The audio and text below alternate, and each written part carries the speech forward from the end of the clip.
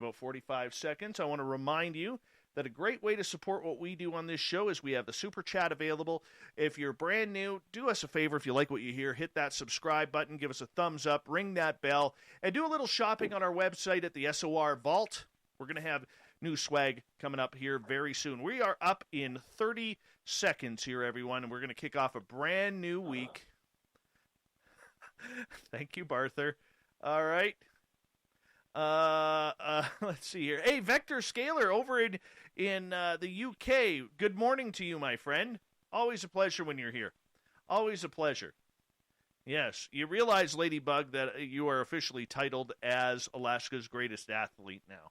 So every time you come in, I will say that. 3 seconds, everyone. Let's have a good show tonight. Here we go.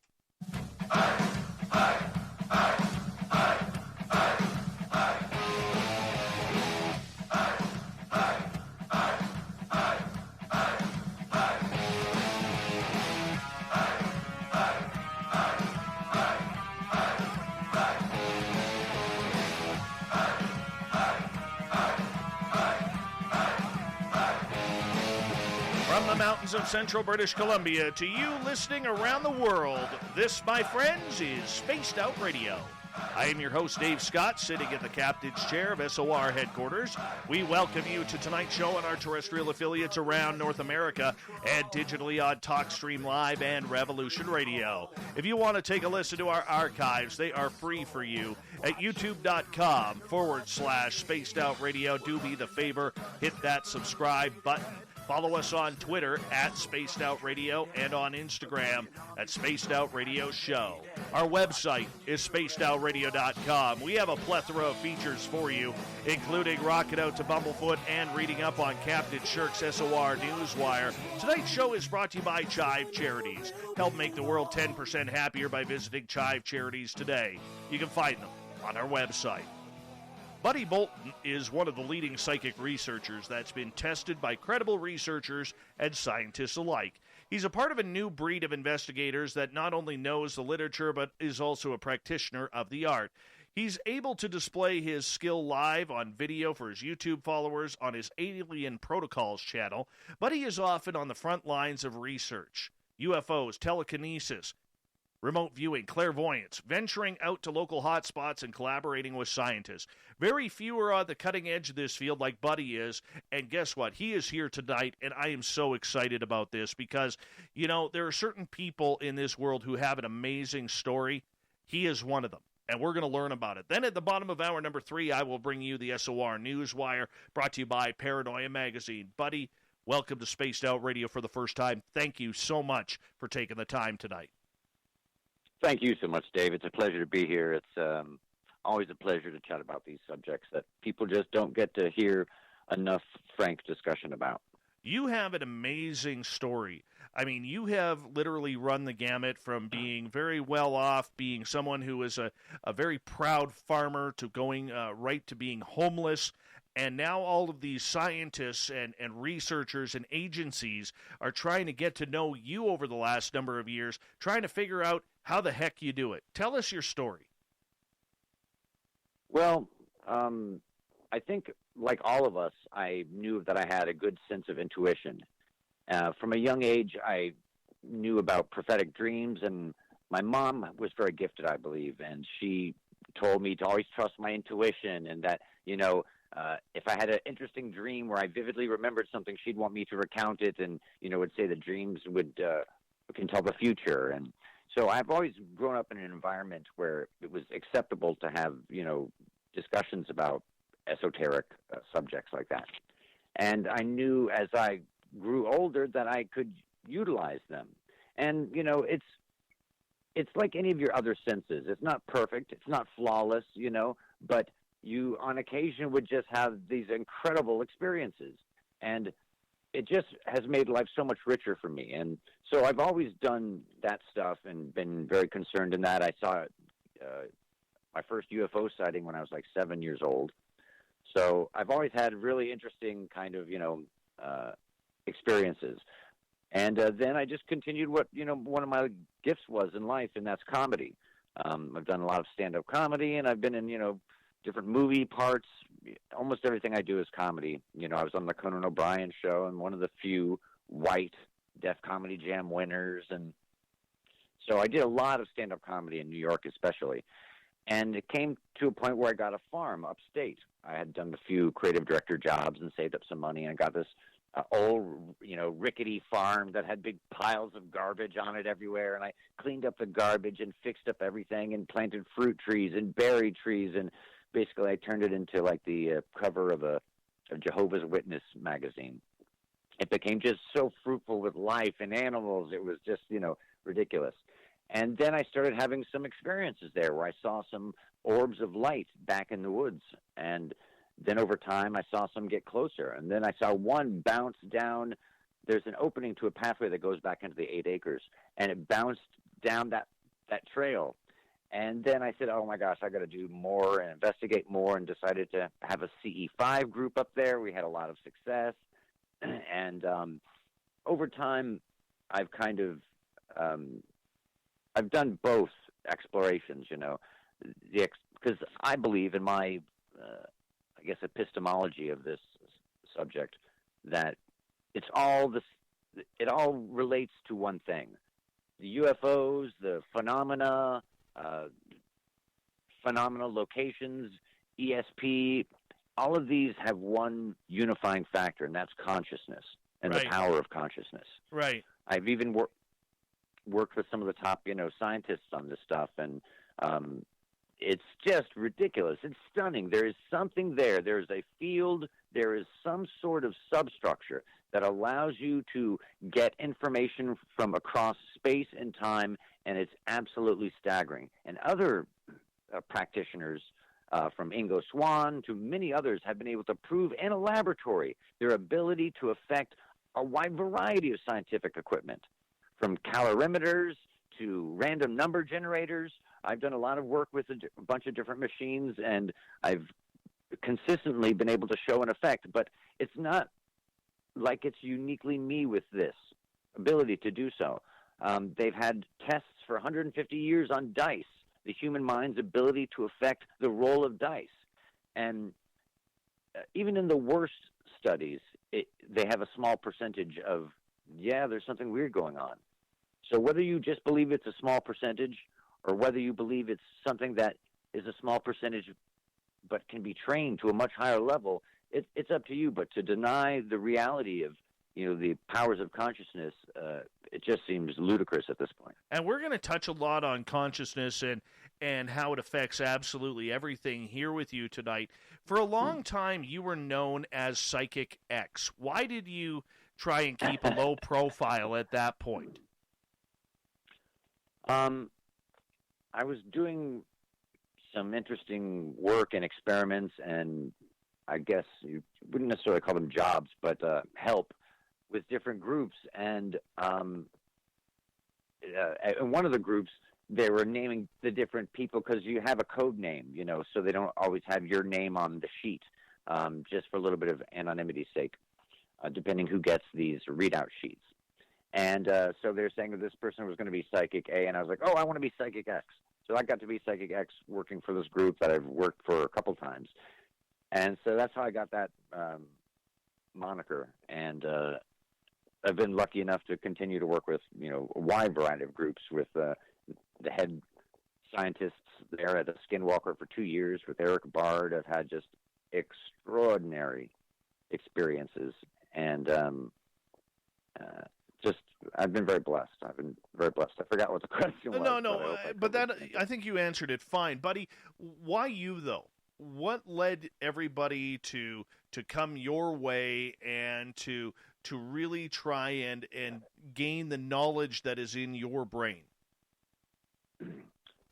I think because I had a goal really early on of wanting to educate the public, and I knew the only way that I could do that is if I could be repeatable in front of, scientists, under scrutiny, under laboratory conditions, on camera, for reporters, for, all these different people I've been able to do stuff for. I needed to have repeatability.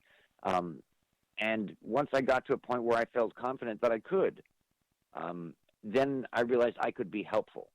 Ingo Swann had a choice. He could have gone the more entertainment route to make money like Uri Geller did, but instead he very much wanted to further the research. He hunted down the scientists, like I have some, and said, here, let's try this, let's do that. And he was able to prove, if you do just a little research into Ingo, so many different things that the mind has the ability to do. And it's indicative that there is something new on the horizon. Phenomena is almost always, throughout history, the first indication of a new science. So a lot of these people that I'm working with, and especially, strangely enough, aerospace companies, are very interested in this stuff because I think they realize it represents a field. And this field, if it exists, if a field exists where I can reach across space and time and even not only see things and hear things, but touch them somehow, then that ability, that field, if it exists, it would mandate that if an advanced civilization ever visited us, they would use that field as well. And you can see from the modern UFO cases, the very best ones, they have a lot of incidents of consciousness phenomena. And in fact, there's something called the Chris Mellon leak, and that is from Luis Elizondo and the ATIP organization for the Department of Defense. ATIP was the Advanced Aerial Threat Identification Program that ran for many years, I guess like 15 years at least, and they only took the best military UFO cases for 15 years. And at the end of that, they did conclusions about the craft specifications, and also conclusions about the United States vulnerability. And the vulnerabilities were all these consciousness abilities. We could go through case by case, and I could show, but I'm sure and any listeners who really know anything about the UFO research topic know that there's a bizarre consciousness phenomena. Somehow the UFO will know where you're going to go. If you're a jet fighter, they'll know where the waypoint is, like with the Nimitz case. There's so many really cool factors to all this, and it all really comes back to consciousness. I want to ask you, in regards to working at Skinwalker Ranch and learning about a lot of these topics that you have with UFOs, and, there's a lot of people who are trying to figure out what side of the ledger they should be on. All right. There's a lot of people, especially the experiencers out there, who don't want to believe groups like the To the Stars Academy because they almost feel like it's a fear-mongering going on with this alleged threat narrative to almost scare the mainstream public into trying to, realize that this is something that we should be fearful about. How do we believe as a general public the news that we are getting or the news that we are supposed to follow? Well, that's a complex question, but I think, to go back to the Stars for a second, that it's even more cynical than that, than just, claiming that all, advanced craft that are visiting us are a threat. I think it's more cynical than that. I think it's the best strategy to garner money. And I think that's really ultimately what it's about. If you look at UFO history, there's, a great case study called Beyond UFOs. It's a great big book that came out with a bunch of scientists doing different chapters, and it's just incredible. 90% of these cases, 95% of these cases, the people involved have had positive experiences or healings or some kind of, positive improvement in their life. And there's so many cases where they were threatened by us, where our ammunitions were locked onto them. And instead of attacking us or destroying us or shooting us out of the sky, they merely shut off our weapon systems. And this is true with the famous Peru case, or General Jafari out of Iran, I believe it was his name. And he had the same exact experience. And that experience happens time and time again, where they seem to turn off the weapon systems and kind of turn the other cheek rather than retaliate. So I don't know who's peaceful and who's not. It's kind of like saying, you discover a silverback gorilla in the rainforest, and you say, it's too dangerous, it's a threat, it's stronger than me. Maybe we would be better served by communicating with them rather than trying to label them a threat. And maybe if that was an agenda, like we should communicate with this advanced civilization, the opportunities, that's a more viable angle, I think. But that's an angle that they have soundly chosen as a strategy. You seem to believe very firmly that there is something more to this phenomena than being a threat. That's what I took out of this, and that we need to open up our eyes and ears, and that it is all about money. And you're one of the very few people who have actually come out and said that. Have you ever talked to anybody at the TTSA about that? No, I don't talk with any of them, and I don't really work with that group. I think you kind of nailed it. When you, out of all the things you could have said about them, you honed in on that threat aspect, and I think it's such an important point. There are some inside stories where there has been supposedly, violent events, but it's obvious that, we have been more violent towards them, and they have shown benevolence, in fact, by not shooting us down. There's a famous case, the Henderson case, I think it was 1952, and there was a helicopter, and the helicopter pilots saw the UFO really close by. It was like 75 feet or something ridiculously close like that. And the pilot dove into a super steep dive, and the UFO put like a tractor beam on it, brought it back up to the same altitude, and like leveled it off, and then left. So, it thought that something bad would happen to the craft or something, or who knows what they thought. But it was a benevolent move, it seemed like. So, I don't know. I would hope behind the scenes, despite all this talk of threats, there's a greater effort to communicate than to shoot them down and, recover the parts. Do you believe we already have the technology from them wherever they may have got it? Yeah. Oh, yeah. And other countries do as well. I'm way beyond 100% certain on that for multiple different reasons. So that's, in my mind, not a question at all. And even Luis Elizondo and others have intimated that there are parts and pieces of stuff. And TTSA has apparent stuff. And Jacques Vallée has had some very anomalous nanomaterials tested. So, I think these governments who recover this stuff hold on to it as the greatest national security secret, thinking it's in the best national defense of the country to take this, technology and try and, replicate it and, of course, weaponize it.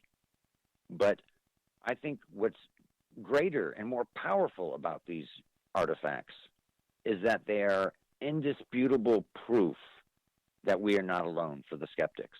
Some skeptics will say, no matter how great the video is, that's BS. But the parts and pieces, the craft, are indisputable evidence. When, it's much harder to dispute something you can, test and knock your hand on, No, I agree. So where do you stand on it all? We got about 5 minutes here before we have to go to break at the bottom of the hour. But where do you stand on this entire subject? If you were in control of it, what do you want to see happen? I would initiate a massive, education program to the public, massive research into this field or substructure that obviously is connected between ESP and some of these abilities, and your grandma's intuition, and the same phenomena that you see at phenomenal locations, from Skinwalker to UFO sites and UFO encounters. So I would like to see massive education, research, and more important than anything else in terms of putting money into the program would be to communicate, because you can learn something from a broken watch.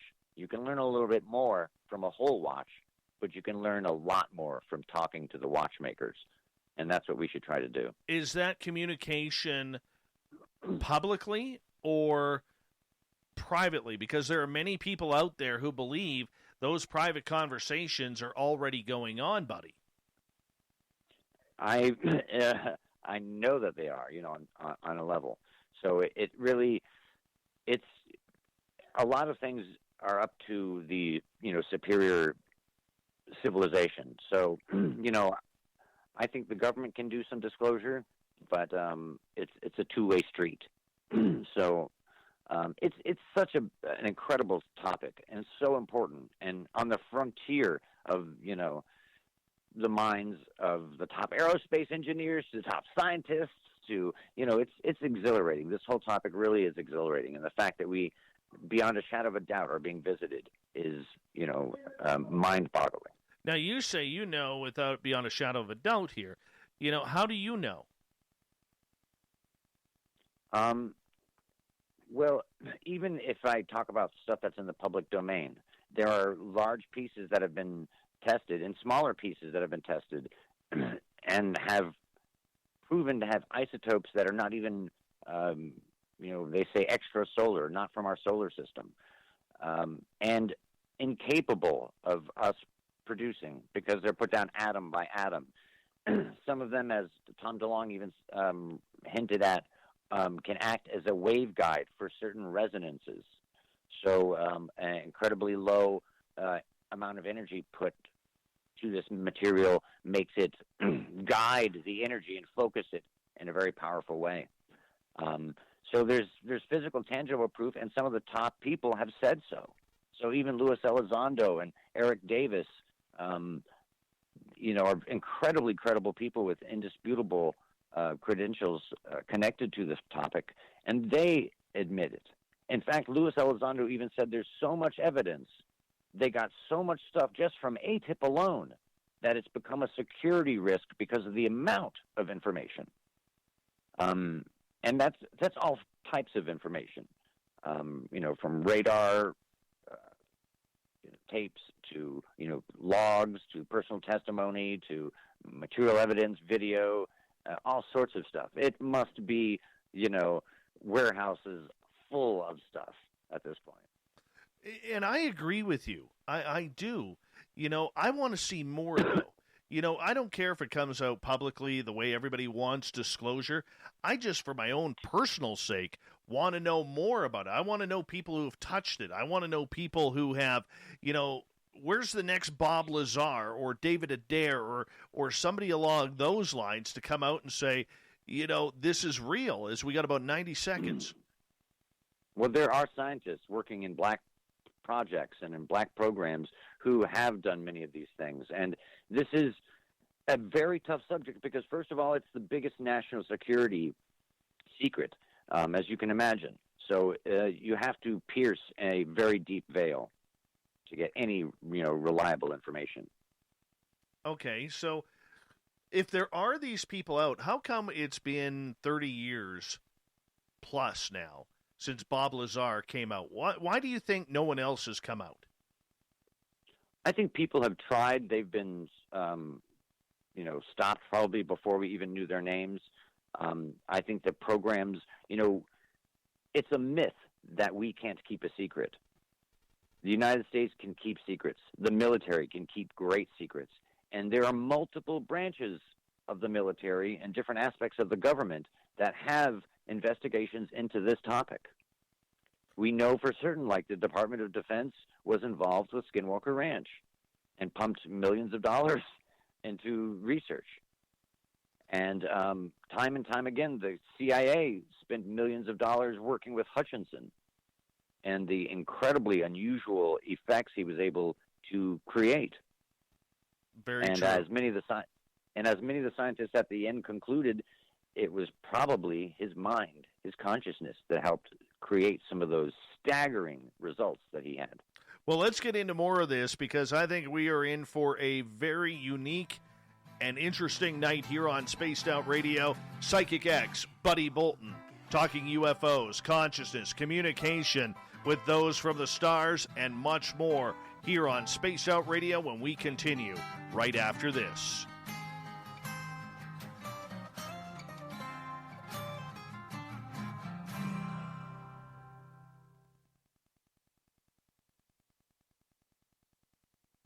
All right, we are clear. That's a good, solid first half hour, my friend. Solid first half hour. Hmm. Fast, eh? It moved. Moved quickly, yeah. All right. Hey, big thank you to Human Carl for kicking off the Super Chat tonight. Thank you, Human Carl. We love you around here and love your support. Appreciate that. Hello, Spicy Pencil. You're looking a little sharp tonight. No dull lead for you. And let's see who else we got. I think we're caught up now. There we go. Oh, ouch. Oh, I have so many questions to ask you. So many.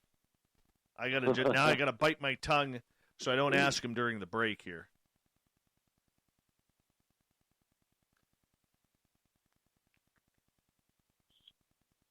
Hey, Raul, how you doing, man? Good to have you here.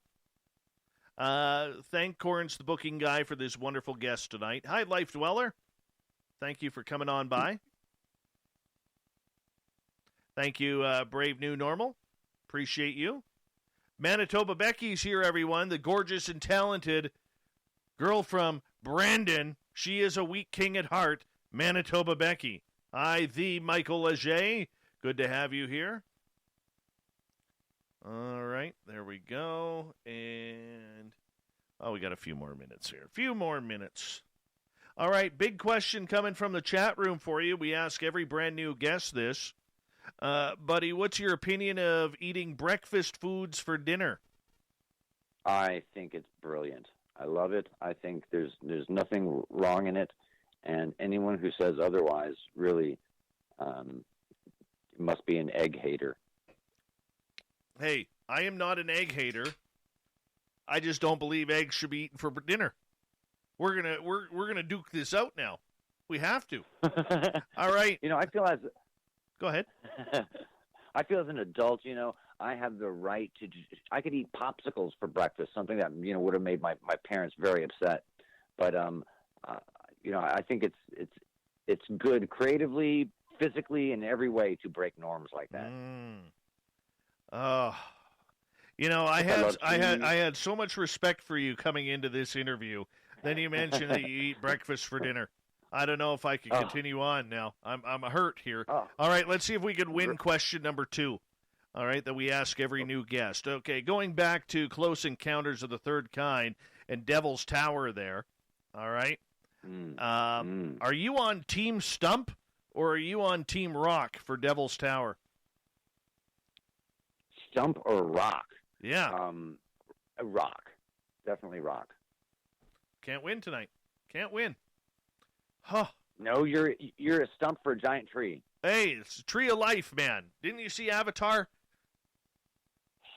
I did, and I like those little fluttery butterfly things that flew around the tree. That was nice. That let us know this must be the tree of life. 1 second here. I'm showing everybody on YouTube. You can get your free piece of coaxial cable, courtesy of Cable Guy Matt. You cannot buy these in stores, people. Limit 1 per household. Once again, they are autographed by Cable Guy Matt, so make sure you hit him on up in the chat room for your free piece of coaxial cable today. Literally, Cable Guy Matt is my cable guy. That's wonderful. Yes. So he actually brought some cable over to my house, and he signed it all. So we like to, introduce him when he's here. One of our little quirks that we do. Hey, Raul, you're not going to like this here, buddy. Raul is saying, Team Rock and breakfast for dinner. We got to cancel the show, Dave. Got to cancel the show. I'm thinking about it, Raul. Wow. I'm thinking about it.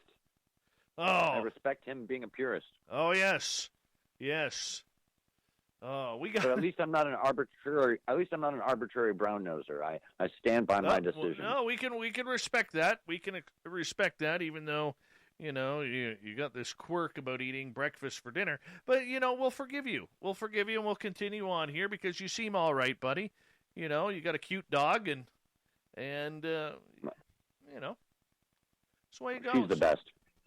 She's my familiar. Every wizard must have a familiar. Absolutely. She is mine. Absolutely. I agree with you. Actually, I had my buddy and I went out in the forest yesterday to collect some firewood.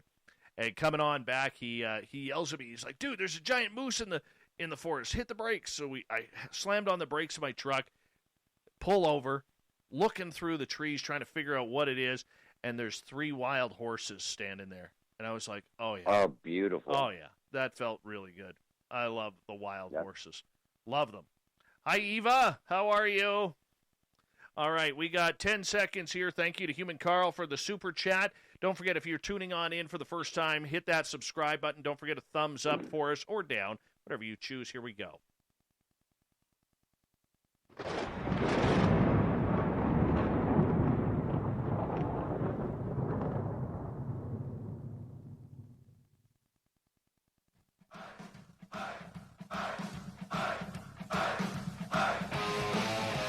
Second half hour of Spaced Out Radio is underway tonight. I am Dave Scott. Thank you so much for taking the time to join us. We really do appreciate earning your listening ears. Hey, I want to remind you that if you have missed portions of this show or others, check out our free archives by going to youtube.com/Spaced Out Radio. Do old Davey the favor, hit that subscribe button. Our website is spacedoutradio.com. We have a plethora of features for you, including rocking out to Bumblefoot and reading up on Captain Shirk's SOR Newswire. Follow us on Twitter at Spaced Out Radio and on Instagram at Spaced Out Radio Show. Tonight we are talking with one of the top psychic mediums who is connected to the science and research field of UFOs. Known formerly as Psychic X, Buddy Bolton joins us tonight, and we're going to continue on right now. Buddy, welcome back. Thank you, Dave. Pleasure to be here with you. This is fun. I'm going to hit you up right off the bat here, my friend. Oh, boy. Ever been on a UFO? Not that I'm aware of. I wish, in fact, I was talking with a friend today that I wish I could completely awake during the day, step aboard one. That would be just a wonderful experience. That's what I want. I'm waiting. They're getting closer. Some are getting closer, so maybe someday. I'm not losing hope. Have you been taken subconsciously? No, but I have had CE5 groups upstate at my farm in Ellenville, New York. Beautiful, very rural place between mountain ranges there. And it's actually on this mountain range called a Shawagunk, which the Indians called Smoky Mist Mountain.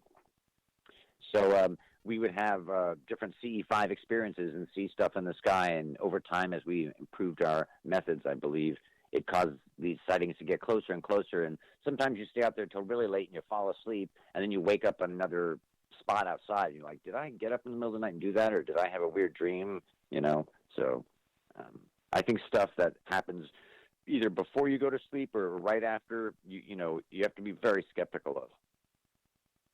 All right. So what is your... Because the Go ahead. mind plays tricks on you. The mind plays tricks on you, so you have to be this stuff. Unfortunately, I come from a comedy background, so I can laugh at the ludicrousness of some of the stuff, but also be a skeptic. It's important to be my own skeptic. No, and I fully agree with you that you have to, remain level-headed and as unbiased as possible with everything that is going on. But for you, having this connection to both CE5 and your own intuitive and consciousness abilities, have you ever made contact or had conversation with people from off-planet? There was an experience that I had, several of them. And the first, it's just such an intense story, and it's I've spoken about it on my channel. I had an experience where we're next to this park called Galileo Park here in the Bronx, and it's a beautiful, wondrous, magical, special place. And it's named, of course, after the famous astronomer and physicist, and the park is a representation of the solar system. So you see Mercury, and kids can climb on Mercury or Jupiter, and there's a representation of the sun, and it's beautiful. So a group of scientists from an aerospace company had come down to do a class, and I had done a class with them for 2 days. And on the second day, I'm sitting in the truck with the owner in the back seat, and I'm in the front passenger seat with the doors open onto the sidewalk, and right next to the sidewalk there is the park. And he says, is that an alien? And I was like, oh, my God. We saw someone that we just knew. He was tiny. And, there's different types of achondroplasia, which is, what causes dwarfism. There's the one type, the straight achondroplasia, where the proportions of the body are just a little off. I think, most of you are out there have seen, different types of little people with achondroplasia where their proportions are a little off. And there's another kind where it's just kind of the right proportions. This was like super proportions. It's hard to describe, like perfect. Muscular, perfect shape, and it's a long story, and it's just a very intense incident. And if I hadn't had someone else there with me, I wouldn't even be talking about it. And this person, it was just such an amazing experience, and the things that happened. And then it happened the second day as well, too. Second day, he just came right up to me and tapped me on the hip. And but it was just very, very intense, and something that you just kind of, I'm blessed and lucky that I did go through it with someone, because for the next 2 weeks, we're calling each other 10 times a day saying oh my God, what was that? And that, and that. Do you remember this? And what happened there? Do you remember, and your mind is freaking racing, with all these implications. And it was really an intense situation. I know that feeling all too well.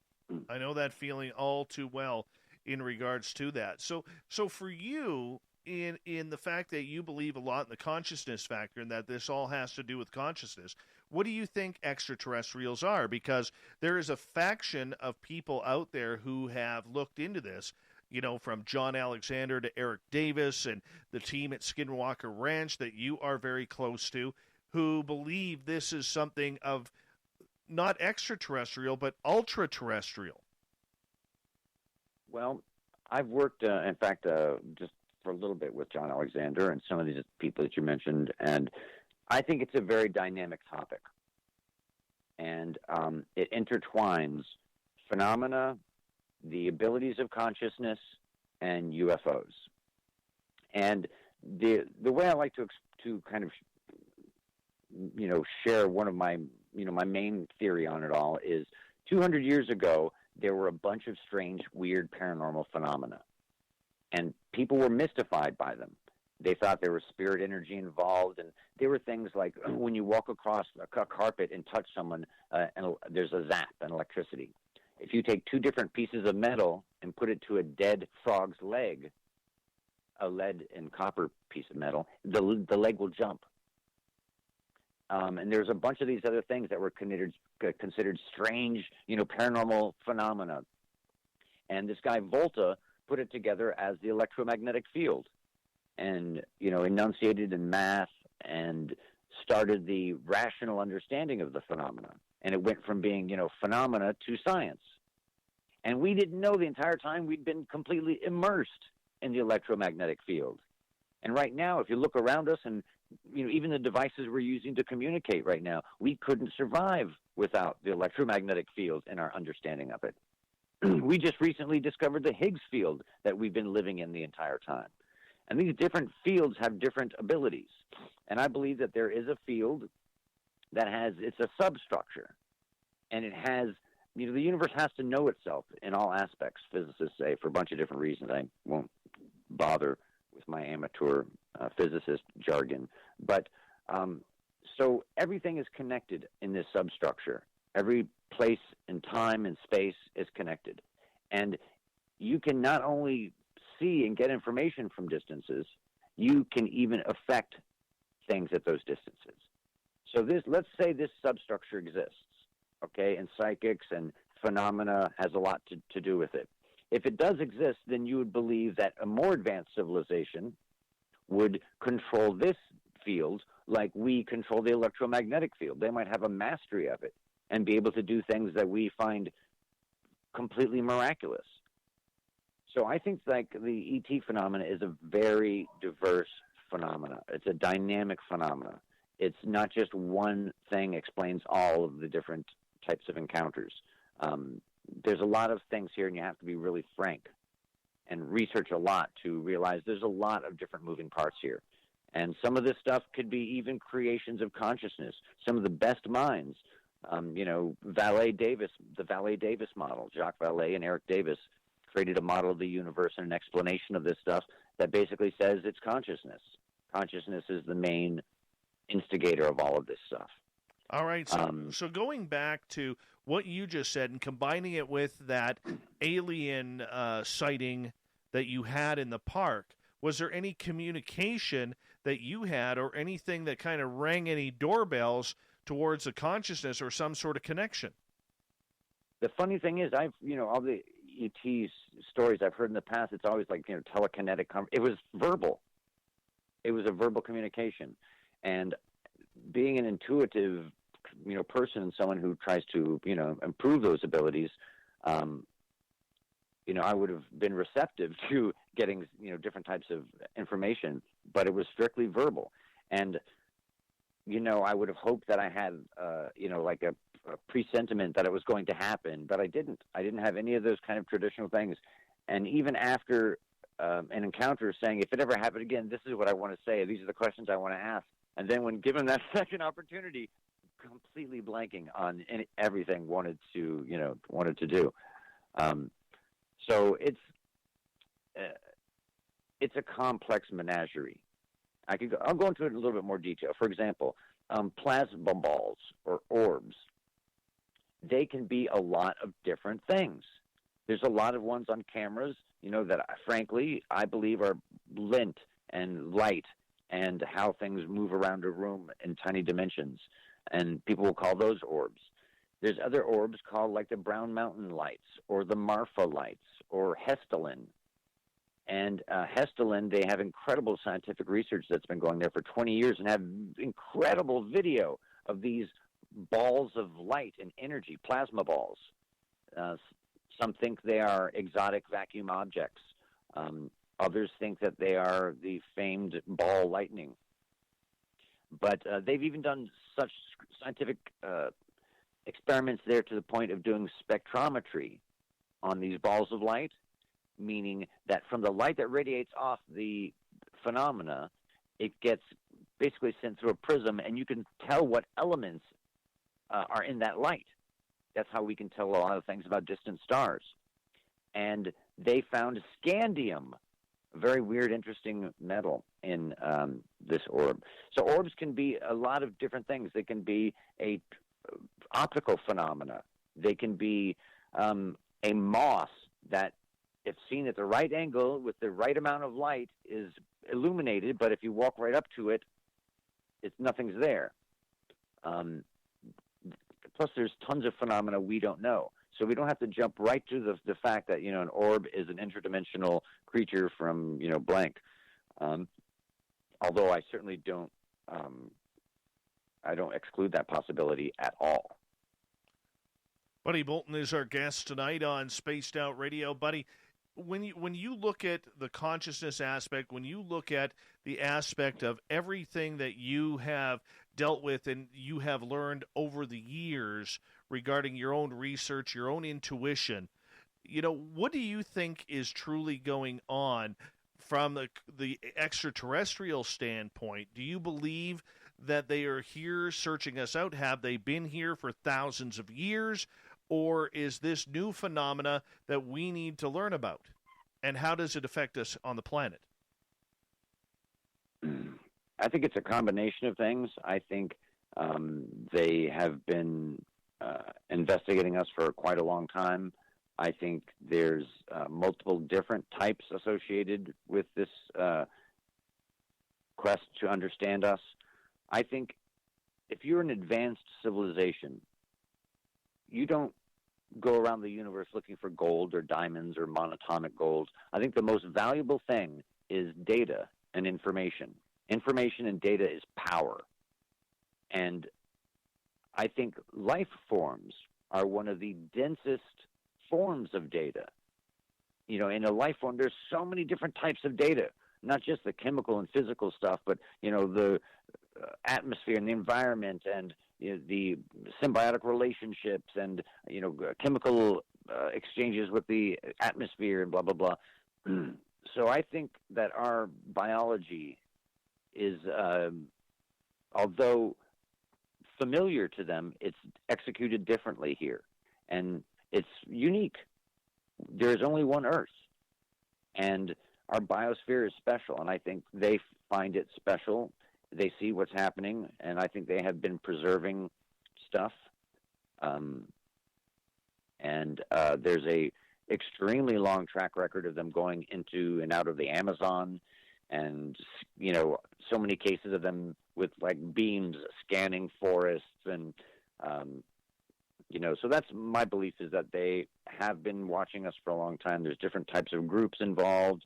There is an ongoing group that is trying to preserve the biosphere and warn us by shutting off our nuclear weapon systems. There's a Fermi wall for a reason. We should see millions of civilizations out in the universe, or evidence, but we don't. And it's not just, hearing them sending us a specific message. It's that we visually can't see them anywhere in the universe, or evidence that we would expect they might leave behind. So that's kind of haunting. And the fact that they seem to be accumulating this biosphere data faster and faster, and UFO encounters seem to have more and more fleets lately. And there's an incredible amount of activity in South America. Seems to, it may indicate that things are ramping up.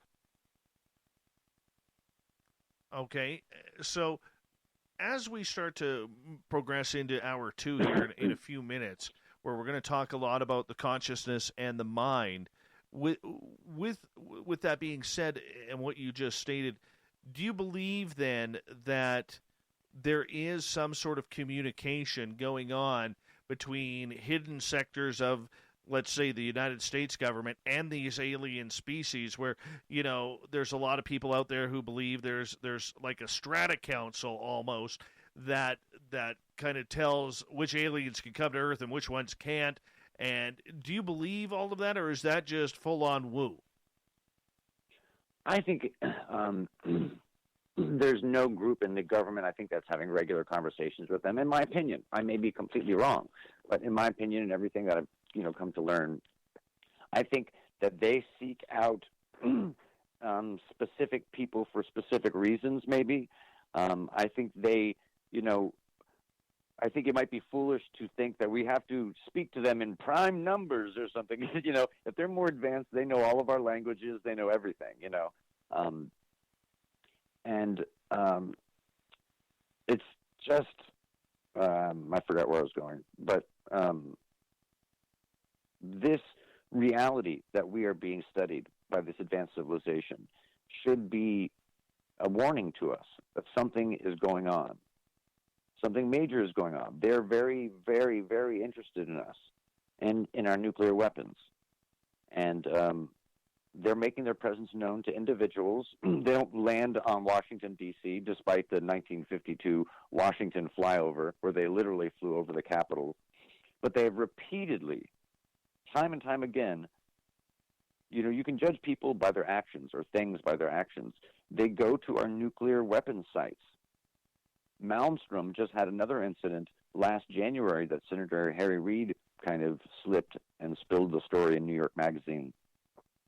And that is a location that has been messed with numerous times. And several of the nuclear silos have been, where they turn off, craft will be seen above a nuclear launch site, and these craft will shut off the missile systems. And it's an obvious hint. And this has happened all over the world with different, navies and governments. And so I think they are communicating. I think they realize that it's a very explosive thing to reveal. It could be a dramatic society transforming, world transforming event for them to do that. And I think they take a responsibility, to preserve us at a certain level. And it must be an internal debate with them, like we want to preserve animals kind of in a pristine way in zoos. We want to give them a nice habitat, and we don't want them, to feel so integrated with humanity. We want to make it feel like they're kind of separate and alone, and we don't want them to get, habituated to humans. And, you could see how a greater species than us might do the same exact thing to us. Should we be worried or concerned? No, I think that from all the evidence that we've seen, they've been benevolent. And they've done good things, helpful things, by a vast majority of the cases. So I think we should look at them like our family, our cousins. And, God's creation is so much larger, more diverse and dynamic than we ever imagined. And welcome them and, prioritize communication. And I think the more people do CE5, the less fear there is. I think as society changes, just like craft have changed over time, I think the behavior and the interaction will increase over time. And we can play a huge role in that by reaching out. A handshake only happens when two people reach out their hand, Are we ready for it, though? Because I think so. there's a lot of people out there, I'd put myself in that group as well, that strongly believe that the majority of people out there, and I'm not just saying the UFO crowd, but the 8 billion people, or nearly 8 billion people on this planet, which the majority of them are not into this subject. It scares them, or for various reasons, including religion. All right, I think there is a real issue here with the idea that we may be able to handle this. I don't believe it for a second. Well, you know what? Think of Galileo's time. They truly, firmly believed the universe revolved around Earth. Sometimes the knowing the truth, although hard to accept, allows a bigger, deeper spiritual and required growth in order to mature. And it's kind of like with your kids. At some point you give them the car keys. And with those car keys comes so many different other responsibilities and things that happen. And you kind of do it in faith that your kid's going to be okay. They have to live their own life. You can't completely protect them in everything they do. And I think we are at that stage now where we could be, if we had good leaders and a good, mass media promoting the right perspective and not fear-mongering, that this is a magical, important, huge time for humanity. And you can't hide it for long. The major inventions, the major power sources, anti-gravity, things like that, can't be hidden for too long because, there's an effect that kind of happens. People will, things will happen whether you try to stop them or not. There's that 100th monkey effect. Another country will bring out theirs first, I think America should lead and say, yes, there's these advanced craft coming through. There's amazing videos and pictures and all this stuff. We can't share everything with you, but if they did that, it would cause humanity slowly but surely to start asking the next really crucial questions. And those are questions that could save our very existence. You might realize how precious we are. 30 seconds. What question would you like to ask? There's so many. It depends which, race, but I don't know. There's so many. It's mind-boggling. I've talked about this question so many times. It's tough. There's wonderful ones like, do you experience love? That's probably would be my biggest one. Or the parameters of their technology, I would love to know. I'd love to know all of the different species that are known. There's so much I'd want to know, Dave. It's like ridiculous. So much stuff. I don't blame you. I'm the same way, my friend. I'm the same way. Can I fly? Can I fly one? Yes. That's the big question right there. When do we get to go for our ride? I'm very jealous.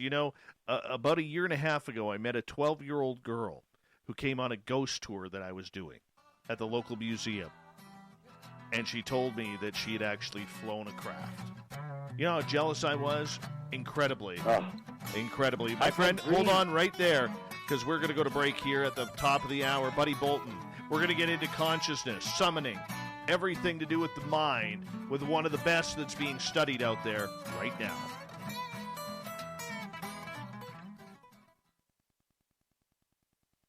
All right, my friend. I'm going to just quickly step away for a couple seconds here. Go let my dogs out. I'll be right back, okay? Enjoy, my friend. For just $5 All right. a month. And follow Spaced Out Radio on Twitter at Spaced Out Radio. Our Instagram, Dave Scott SOR. Our Facebook page is Spaced Out Radio Show. Our archives are free at youtube.com/Spaced Out Radio. Come woo it up with Spaced Out Radio today. Bye!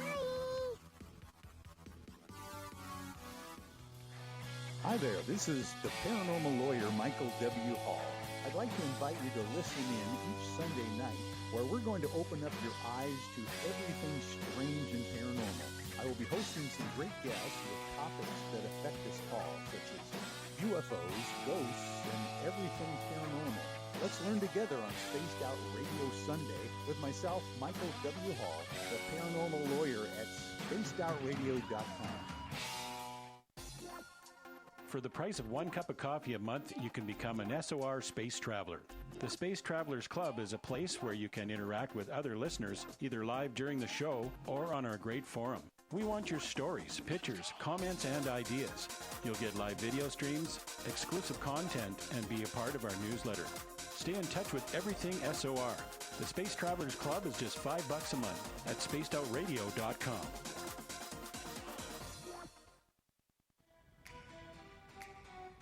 Are you an experiencer of something strange that can't be explained? Do you want help finding out what's going on? I'm Ryan Stacy, head of the Experiencer Support Association, otherwise known as TESSA. We've teamed up with Spaced Out Radio to investigate cases filled out in the SOR Sightlines report. We are independent and there's no cost to what we do. All we need is your experience. Let's find out what's happening together on the SOR Sightlines report. The party is always on at the Moose Vancouver. The Moose Vancouver is where you want to be when visiting Canada's west coast. Open until 2 a.m. nightly, the Moose cranks up the rock while serving some of the best rated food in the city. The menu starts at $6.95. Why party anywhere else in Vancouver when the Moose is right there? Get your horns up and rock with the Moose, the official party bar of Spaced Out Radio. We are scouring the world for the most intriguing stories of your day. Take the time to read up on the SOR Newswire, where our team, led by Captain Shirk, will deliver to you some of the best paranormal and supernatural news, along with some stories that will blow your mind from the weird to the wacky. It's the news outside the news that piques interest, and that's what we're looking to deliver to you. The SOR Newswire, only at spacedoutradio.com. Hi. This is Amber Beckrud, and I want to invite you to subscribe to our YouTube channel where we store all of the SOR show archives for free. And as an added bonus, every 2 weeks I'm posting brand new content on Cryptid Tales, where I will get into some of the spookier legends and folklore from around the world and tell the stories that go with them. Find us at youtube.com/spacedoutradio and check out Cryptid Tales today. Drop a comment and let me know what you want to hear. See you there. I'm feeling a little spicy tonight. What to do? What to do? Why not get Bumblefuck? 4 million Scoville units of pure hard rock. Bumblefoot hot sauces come in 3 flavors. The burning Bumble. Tone it down a bit with Bumblicious and throw the sauce on everything. All right, my friend, I am back. How you doing? Good, good. You having fun yet? Oh, yeah. Oh, yeah. Sweet. So I'm a little old and cranky, so it's a little past my bedtime, but I can fake it.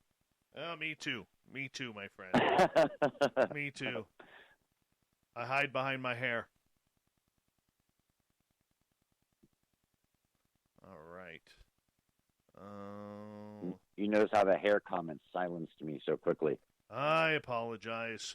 I got some. I got some. If you need some. I do. Bad. I got lots. I got lots. There's the old joke. I'm in a hair replacement program. I'm a donor. Dum-dums. I got lots. I got lots. All right.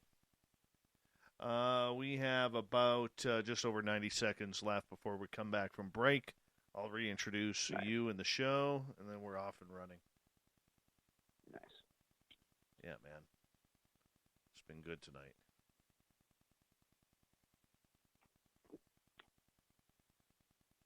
A little ginger ale. I'm on iced tea. Oh, that's good. You get the little caffeine boost. That's good. That's needed. Yeah, it works for me. Is it a slate tea?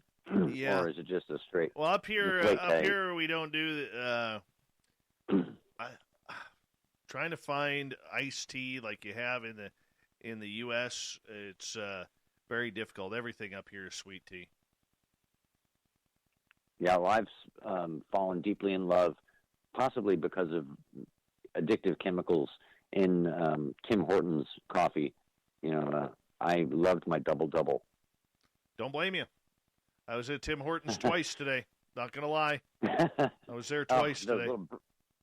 The breakfast muffins are evil. Biscuits. Oh, yeah. Oh, evil. Try and the double-double. Try the coffee. breakfast bacon belt. Oh, don't do it to me. Mm-hmm.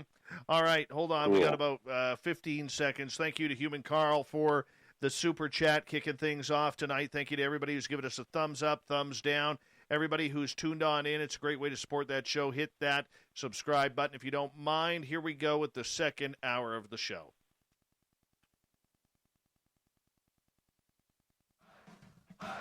You're listening to Spaced Out Radio with Dave Scott. Follow Dave on Twitter at Spaced Out Radio and on Facebook, Spaced Out Radio Show. Hour number 2 of Spaced Out Radio is now underway. Thank you so much for tuning us in. My name is Dave Scott, the guy behind the microphone, and we say hello to everyone listening in on our terrestrial affiliates around North America and digitally on TalkStream Live and Revolution Radio. Remember, you can check out all of our archives for free by going to youtube.com/Spaced Out Radio. Do me the favor, hit that subscribe button. The Desert Clam has set the password for tonight in the SOR Space Travelers Club. Macadamize. Macadamize is your password.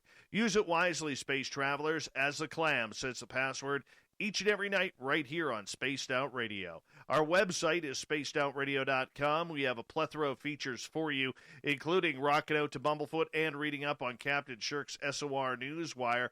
Follow us on Twitter at Spaced Out Radio and on Instagram at Spaced Out Radio Show. Tonight we are talking from the YouTube channel Alien Protocols. We have Buddy Bolton on the show. We're going to talk about the mind and the power of it. Buddy, welcome back.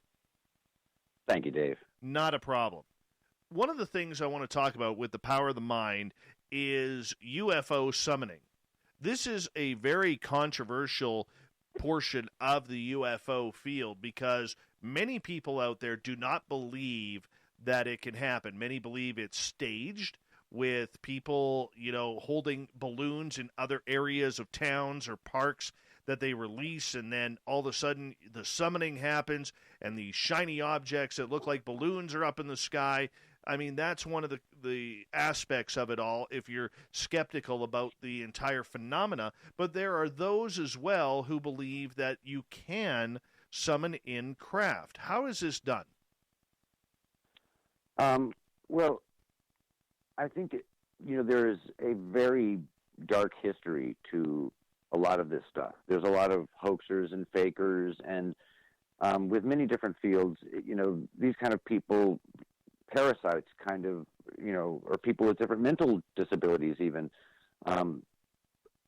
try to say this and that and the other, and you really have to have some sort of repeatability for anything to be science. It has to be repeatable. It has to be repeatable under the scrutiny of science. It has, if you see a flicker, up in the sky, it doesn't mean it's an advanced civilization from, another dimension. And I think it's really important to be very, very rational about, first of all, sightings. CE5 groups is basically close encounters of the fifth kind. It's human-initiated contact. And there is a long, very successful, and if you really look at the research, very hard to dispute case history for this ability and these type of groups to be successful. And it always, no matter what the group or the situation, it always comes back to consciousness. And it seems that several different aspects are crucial. And there are groups around the world, from a very successful, well-known group called Rama. Of course, Stephen Greer does his CE5 groups.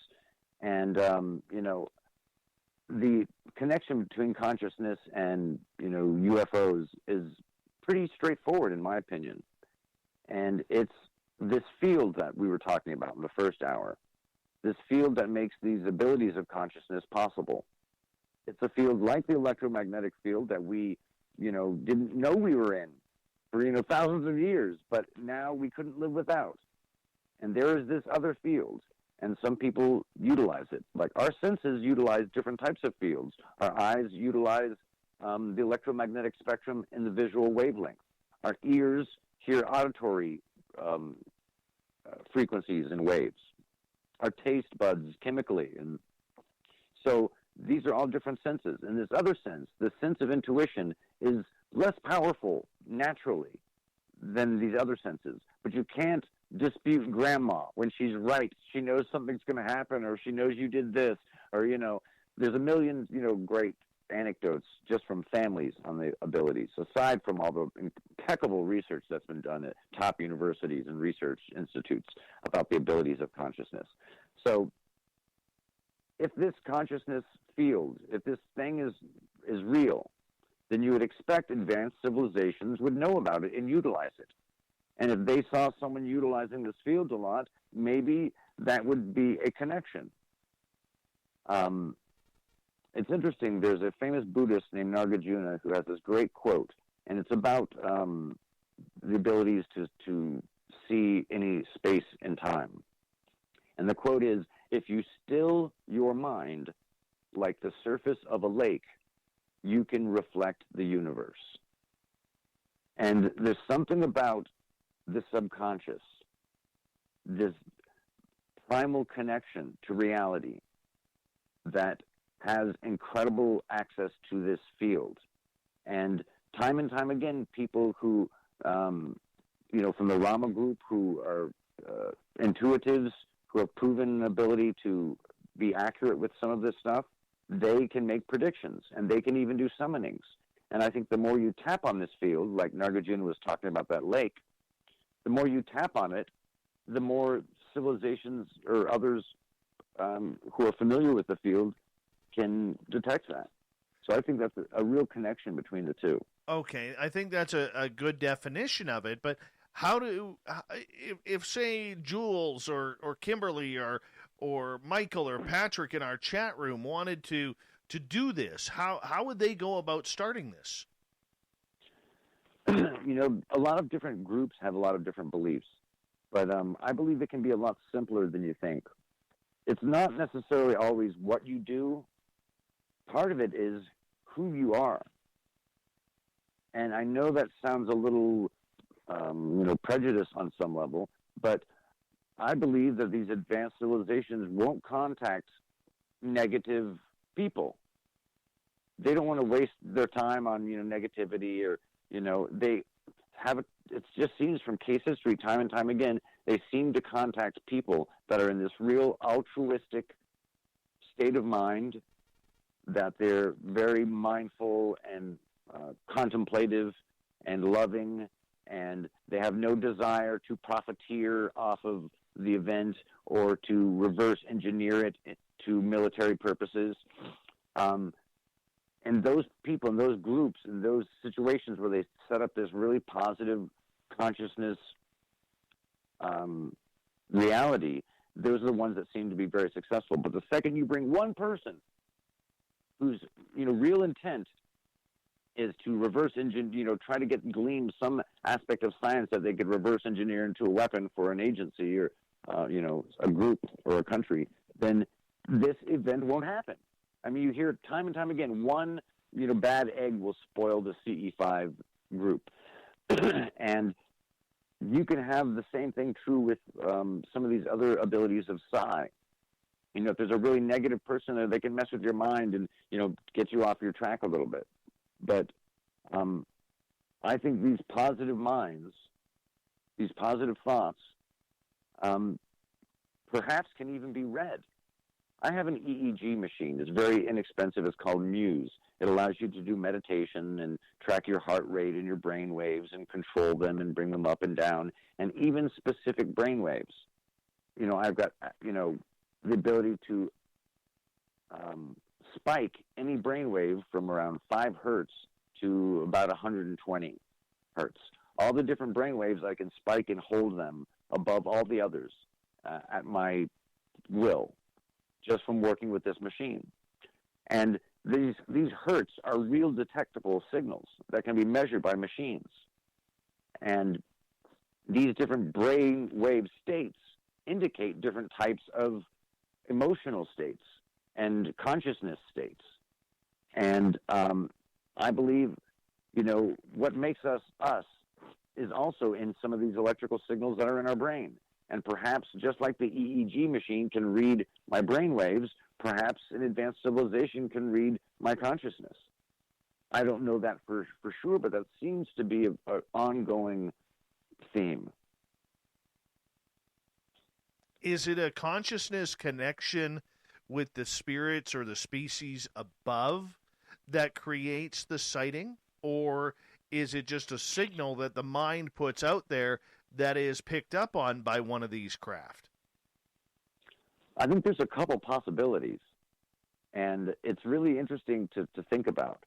Lance Munguia, who's a great director, who directed a really important film called Third Eye Spies, and it talks about the government's, the CIA and Department of Defense's 20-year program that utilized psychics, and it was called remote viewing. They created a very special 7-page method that allowed people who'd never even, heard about psychics learn this method and be able to see different distant places incredibly accurately. And they taught people how to do this. And these abilities and the ability to tap onto that field,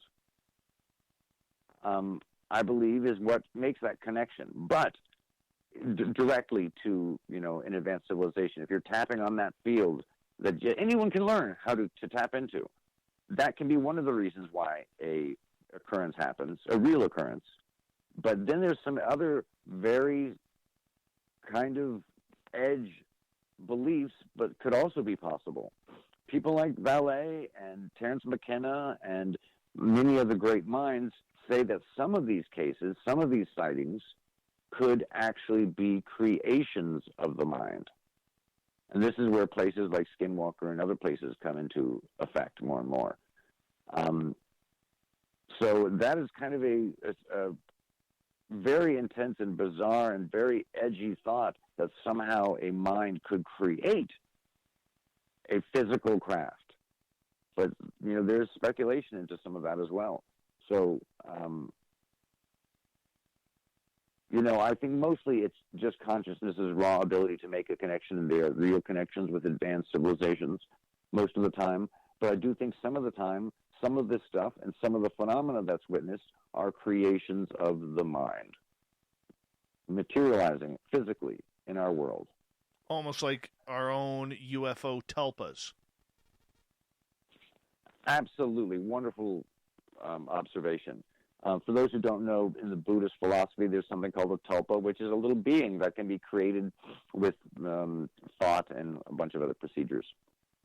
But other things can too. And there's just an amazing case history of weird things that have been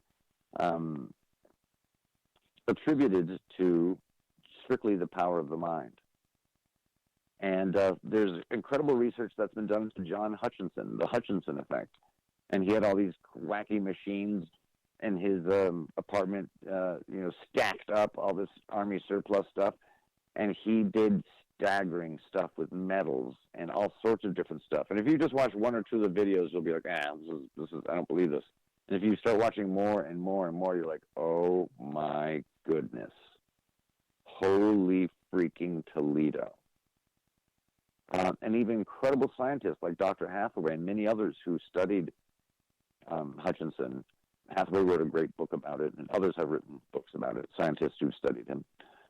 say that they were created either in his mind in conjunction with the universe somehow did stuff that shouldn't in normal context happen. Transmuting metals from one metal type, one element to another. And some of these metal samples are still transmogrifying. He created batteries that were like solid-state infinite batteries out of just throwing some rocks in a PVC tube and saying, this is the anode, this is the cathode, and put his consciousness behind it. And the Japanese company bought the rights to it and a bunch of the batteries. And, he just did amazing incident after incident. And Ingo Swann has documentedly done amazing physical thing after amazing physical thing. I've seen this stuff in my work. And I just don't think, if you really want to know the answers, you can't say you know everything. There's a lot of different potential causes. So just for that simple question, buddy, how does the summoning thing work? Is it strictly, just the consciousness thing? Ultimately, I don't know, but it really seems to be, the one thing that ties everything together is the power of the subconscious, human potential. How do we tap into that? For, say, you have been known to bend forks and spoons and other powers used with your mind in order to remote view. How do we get there? You have to want to first. You have to want to, and you have to want to really do it and be patient enough to do it and follow the training methods. It's like any muscle. The more you work it, the better it gets. The more you understand the sensations and the feelings for different types of occurrences, and you start to understand this very delicate instrument, this, very sublime musical instrument, and you discover what works for you.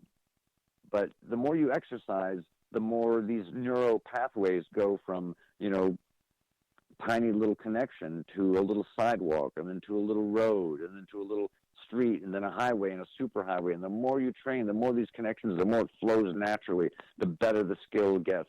You see it again and again and again.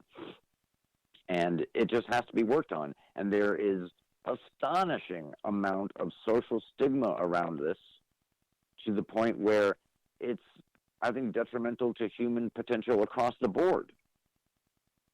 I think we should raise our kids and treat each other in a no judgment zone. If we felt all comfortable to fail really big in front of everybody, we could do the impossible. That you shouldn't dream small, you should dream big and feel comfortable doing those big dreams and those big leaps in front of people, with each other, with the support of each other. And we won't just have the best psychics, we would have the best architects and the best dancers and the best singers, and you break down all the old past beliefs. We're on the edge of, oblivion right now, humanity is. Have to look at the biosphere. It's just crashing, and it's being burnt, and even, amateur biologists will tell you that the planet is in its 6th mass extinction.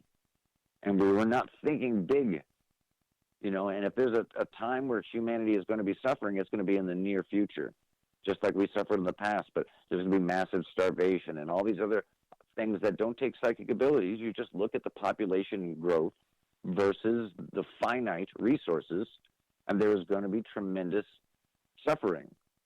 And the planet has a way to create balance. The biosphere has a way to create balance. And, I think we should have our kids prepared to be the best that they can be, whatever they choose to be.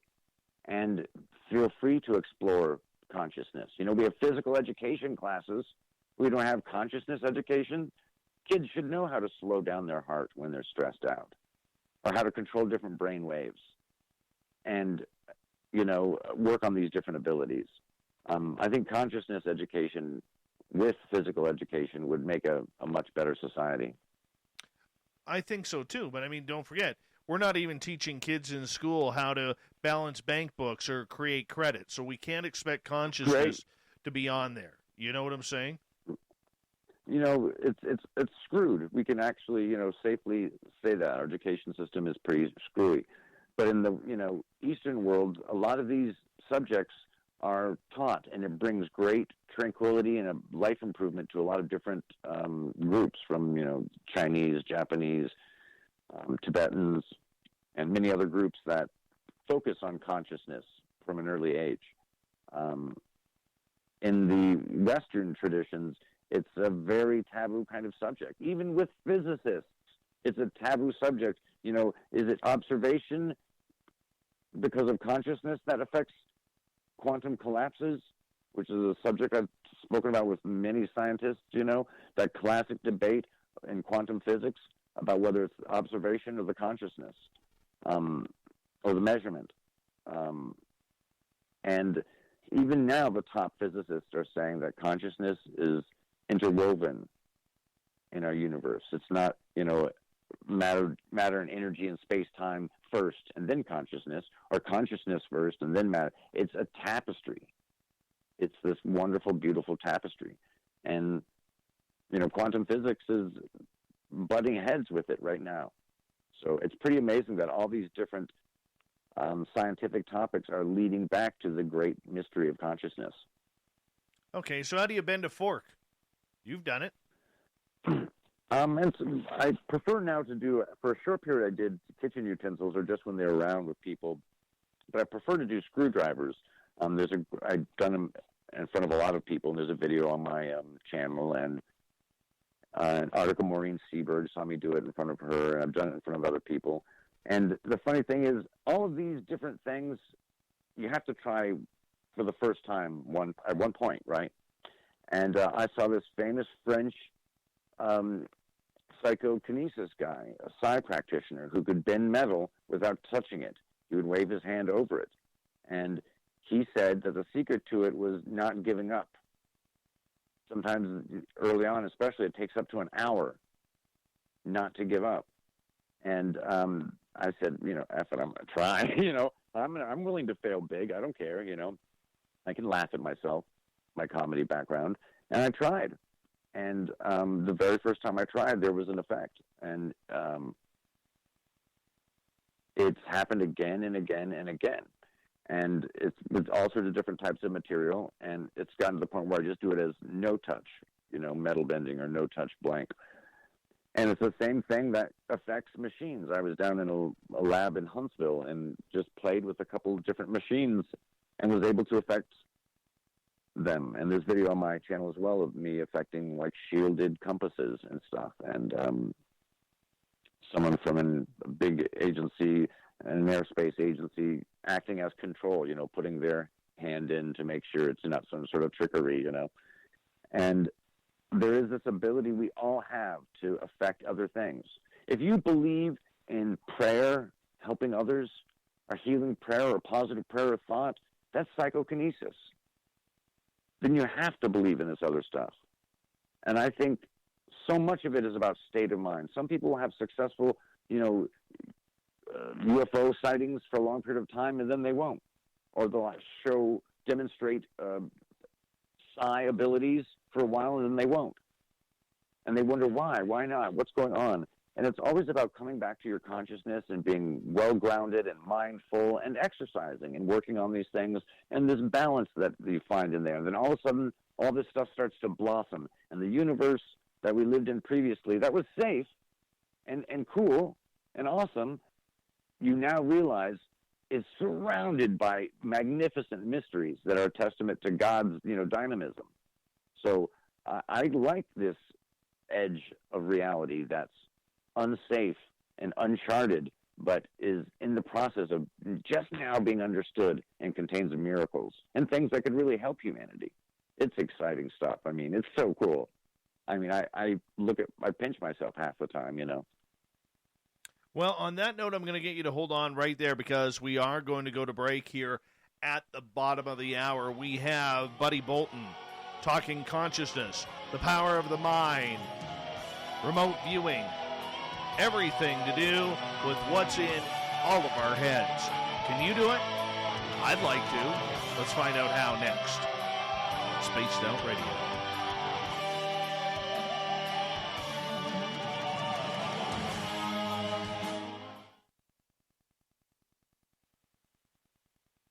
right, my friend, we're clear. Great. I'll get into a bunch of different training methods and tips in the next section then. Perfect. Let's do it. Let's do it.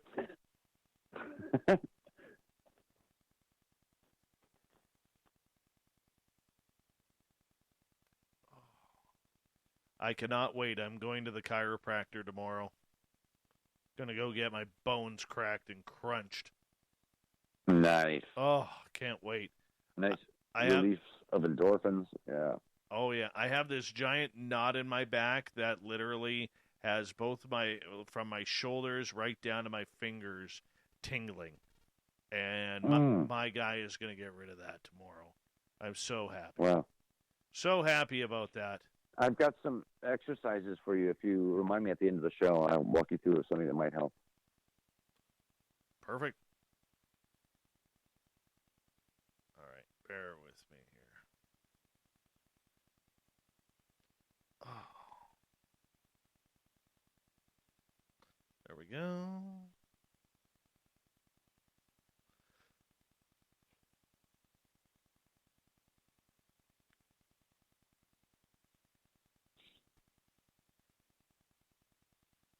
So did you have to, and once again, we're still on the air on YouTube, did you have to sign a bunch of NDAs with the agencies and the other people that you worked with?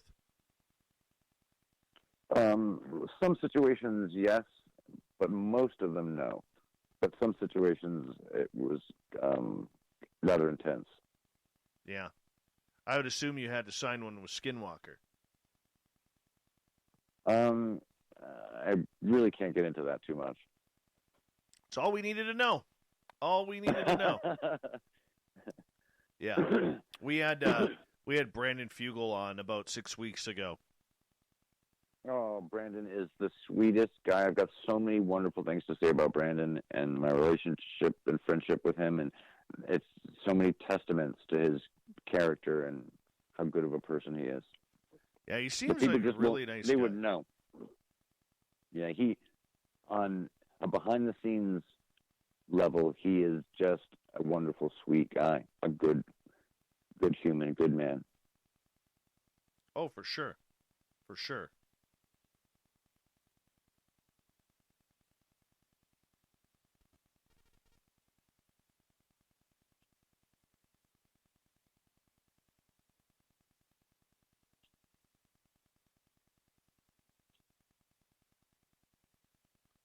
Yeah, I'm a big fan of Skinwalker Ranch. That's for sure.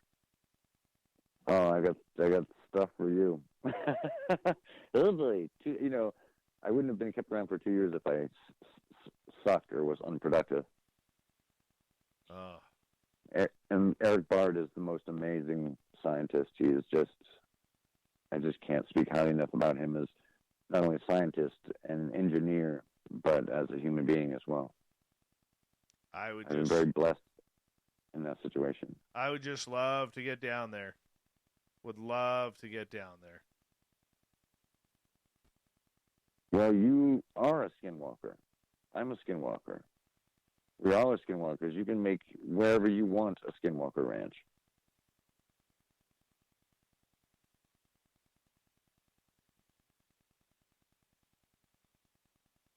My goal is to find this where the equivalent to Skinwalker Ranch here is up here in Canada.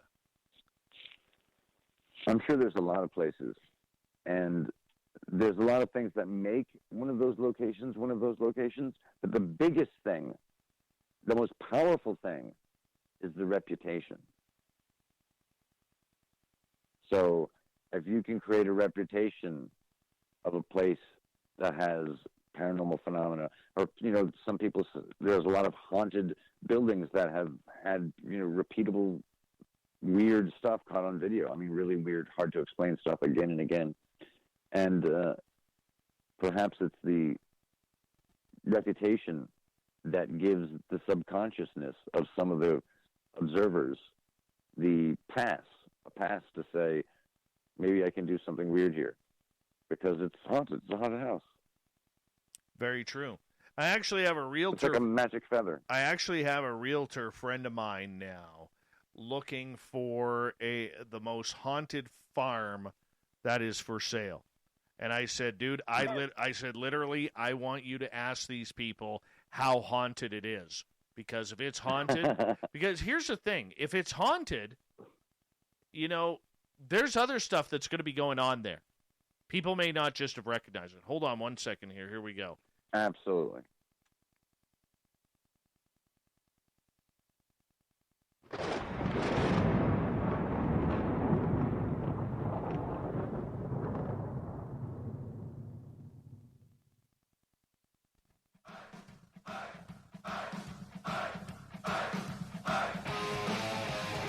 We pass the halfway point of Spaced Out Radio tonight. Thank you so much for tuning us in. My name is Dave Scott, and I'm hanging out with all of you here from SOR headquarters. I want to remind you that if you've missed portions of this show or others, check out our free archives by going to youtube.com/Spaced Out Radio. Do old Davey the favor, hit that subscribe button. Our website is spacedoutradio.com. We have a plethora of features for you, including rocking out to Bumblefoot and reading up on Captain Shirk's SOR Newswire. Follow us on Twitter at Spaced Out Radio and on Instagram at Spaced Out Radio Show. We continue our conversation tonight with Buddy Bolton. He has been studied for his psychic ability. He has a YouTube channel called Alien Protocols, which I highly suggest you subscribe to as well. Buddy, welcome back. Thanks, Dave. Appreciate it. All right. We're working on the minds here of all the Spaced Out Radio listeners that are tuned on in right now. How do we get them to work for us so we can have more abilities, whether it's to astral travel, remote view, contact aliens, or have a good conversation over tea with Bigfoot? Well, I think there's two paths. There's two things that intertwine together that give you a better connection to the subconscious and more mastery of these kind of abilities. The first thing is meditation. And my suggestion is if you don't meditate and even the thought sounds foreign to you, start really small. Just do 30-second meditations. Try to find that stillness for 30 seconds. And get more advanced with longer and longer time and more ability to have nothingness. You know, think of all blackness with a red dot, and then get rid of the red dot, and then get rid of the nothingness, the blackness. And all these different ways to have deeper and deeper meditation. So that's one side. And then the other side is training. And there's very specific things you can do to improve this sense. Like your other senses, you can train and improve all of your senses.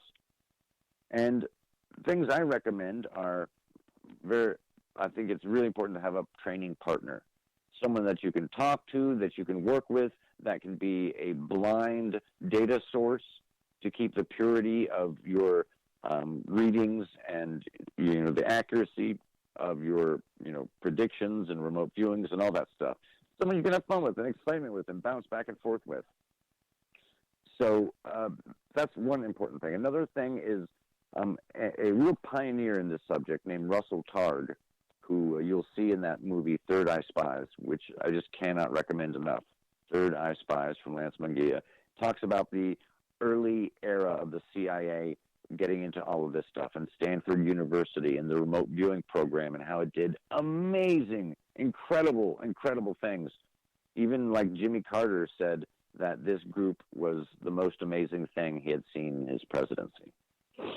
When you find out some of the stuff that was just released and came out, it's really staggering. So this guy, Russell Targ, one of those pioneers, created a game with NASA, a training game. And he just turned it into an app. And it's a very faithful recreation. And it's ESP Trainer. And it's an app. Unfortunately, I believe it's only for iPhone and iProducts right now.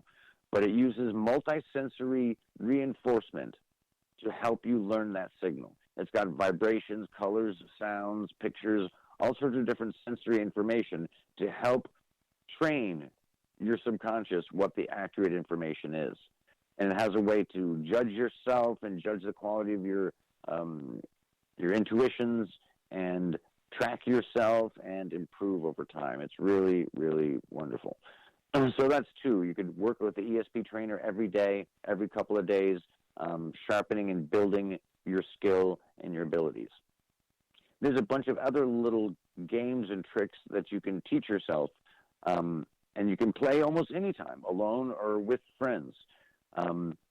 If you're like even stuck in your car somewhere, what is the next vehicle that's going to come around the corner? What color is it? How many doors does it have? You can do the same thing with people walking around the corner. Is there going to be a male, a female? What are they going to be wearing? What do they do? So there's so many of these tips and trainings you can teach. You can, for free, you can learn a lot of remote viewing just from online videos and courses. And so I would recommend working on all of this stuff, all of the different psi abilities and training and meditation. And that will allow these connections to just become deeper. And your understanding of your own subconscious and your ability to access these senses and these abilities will be improved. And it works time and time again. So just those basics, and you're off and running. Okay, so with that, okay, when you say you're off and running, do you have to be in a meditative state? Does your mind have to be altered into a different reality? No, not necessarily. There's different philosophies on this. I work with Dr. Gallenberger from the Moreau Institute, and he's worked a lot with hemisync, and he's actually a psychokinesis practitioner as well.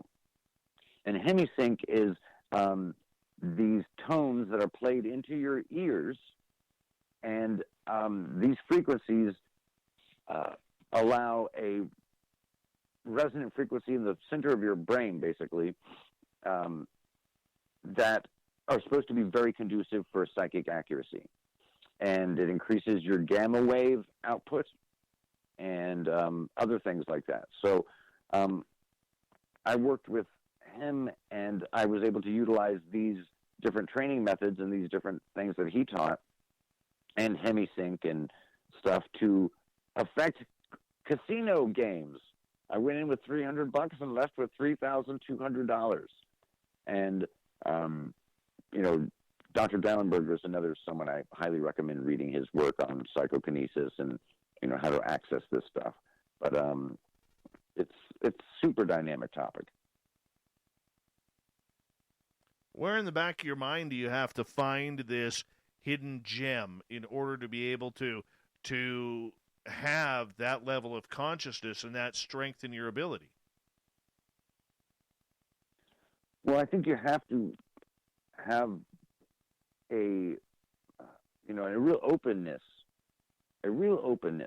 about being, not afraid to fail. There are going to be times when you fail. And, a wonderful human taught me that, we're not, all of us, we're not freaking magicians in this life. We don't magically make the rent appear. We don't magically make any of the practicalities of our lives appear. And I'm not a magician either in this stuff. We're all basically scientists. And if you're a scientist, a quote-unquote, a failure never happens if you learn from the data, the information. So if you can't fail, then you can keep trying bigger and bigger and get better and better and get more and more accuracy. And you learn over time to understand your own instrument, your own brain, your own subconscious, and these different signals that say, holy Toledo, that's the right signal. So you have to get to know yourself really well. How do psychedelics help, though? There's a lot of people testing out ayahuasca. There's a lot of people testing out other psychedelics like magic mushrooms. Well, I don't recommend it for a bunch of different reasons. It is a pathway, as you could understand, to the subconscious. But you want to have control of your journey. You don't want to, get there on a rocket ship and not have any control once you're in this intense location. Terrence McKenna did a lot of exploration into psychedelics and DMT and, the machine elves and all of this different stuff. And I just think you should get the mastery without any boosts. So when you reach your greater potential, then you can turn to them. But if you turn to those boosts and those things too early, they could actually inhibit your future growth. So yes, it is a shortcut, but sometimes shortcuts aren't worth the journey. So I really don't recommend drugs and psychedelics and stuff. Sometimes people need a transformative event. They might be a little bit outside of the esoteric world, and in that case, I might say, you know what, that guy needs an ayahuasca trip. But other than that, I don't think it's necessarily a good overall practice. You should control your brain in these experiences naturally, and then, if you want, try some of the more intense ones. It makes sense. It makes total sense. What about alcohol or marijuana? I think for me, it's weird. I don't want to be a hypocrite, and I want to be, earnest about it. Sometimes if I'm in a different state, although when I've been drunk, I've had staggering, luck at casinos. Like to the point where it was freaking ridiculous. And because I got to that carefree, the same kind of space that I could get to with meditation.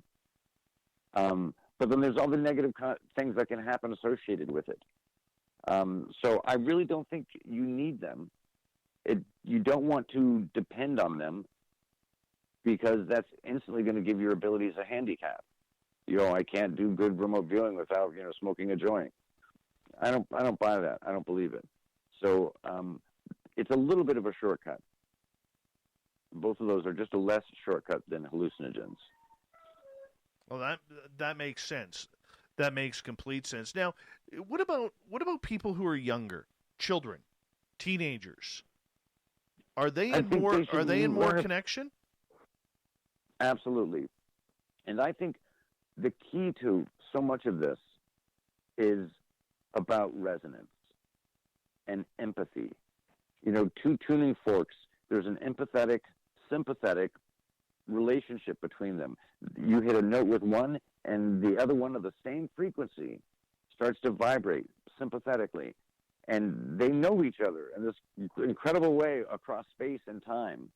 And the more you empathize and think about others and connect with them and sympathize and empathize with them and all these different things, love them, you will create an entrainment, a connection. And you will find with your closer friends, like they did at the Pear Institute, the Princeton labs, they found out that close friends were much more accurate than strangers put together. And oftentimes couples did incredibly well. So, you can resonate with another person and find this resonance. So teaching kids about empathy, if you taught kids that empathy would give them superpowers, that would be a real change in psychology. Kids would really care about each other. And maybe we wouldn't have another school shooting in my fantasy world there if we had consciousness education and taught that empathy equals real magic. It really does. It creates, resonance is a phenomena that creates and transfers energies across distances and barriers that normally would be impossible. But these resonances happen all across physics and science and the natural world. So we know that's true. Maybe in this case it's more semantics, but it really is a reflection of something that's really going on. The more you have a resonance with someone, the better your ability to work together in these, ESP type functions. So it's really cool. It's really cool. So I think it's fine for kids to explore this stuff. It's important for kids to learn how to control their consciousness and their mind and their body. Kids oftentimes have anger issues and get upset and don't know how to calm down their own heart. Imagine if we taught them how to do that. And yes, they do naturally have a little bit less of the society bubble of what's impossible around them. There's more possibilities in a child's mind. They're willing to fail and try big, crazy things because they don't care quite as much, about, everyone's thoughts to a certain degree. They want to see if they can fly once or twice. You know, they'll put a towel around their neck and just give it a shot once, you know. But I think this is very healthy for kids. I think it's healthy for them to explore their intuition, listening to their gut. I think the word psychic, you know, in many ways, it has such horrible stuff attached to it. It has the neon light, you know, gypsy scam, psychic kind of impression on it. And when it's a real thing that's been studied for 150 years, it's a percentage, you know, statistical thing. It's not 100% all the time. It's not like an X-Man superpower, but it is something that can be developed. And we should be very happy to have our kids understand their own potential, consciousness-wise and other ways. So it's a good topic for kids. They do have a natural connection. They have less barriers to learn a lot of these things. There's a lot of different child groups that do incredible stuff trained by some esoteric teachers. In the UK, there's a group, I think it's called Envision, but they put blindfolds on, and the kids are able to do amazing things blindfolded and detect things, and their ESP is great. They're, you know, trained every week. And so, I think it would be a really positive thing for kids, even in a more formal setting. But in the current modern day settings, just to teach them, you know, that your abilities are more than you think, and you can do more than you think, and you can achieve the amazing. And the impossible only lives in your fears. Don't listen to what anyone else says. If you have love and empathy and resonance in your heart, you can do magic. And a little support, a little love goes a long way in helping to nurture these abilities. I found that very true in my case.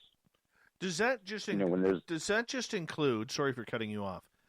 No. I babble. Does that just include for getting in touch with one's higher self, or does that also include, not just for children but for everybody, things like remote viewing or astral travel?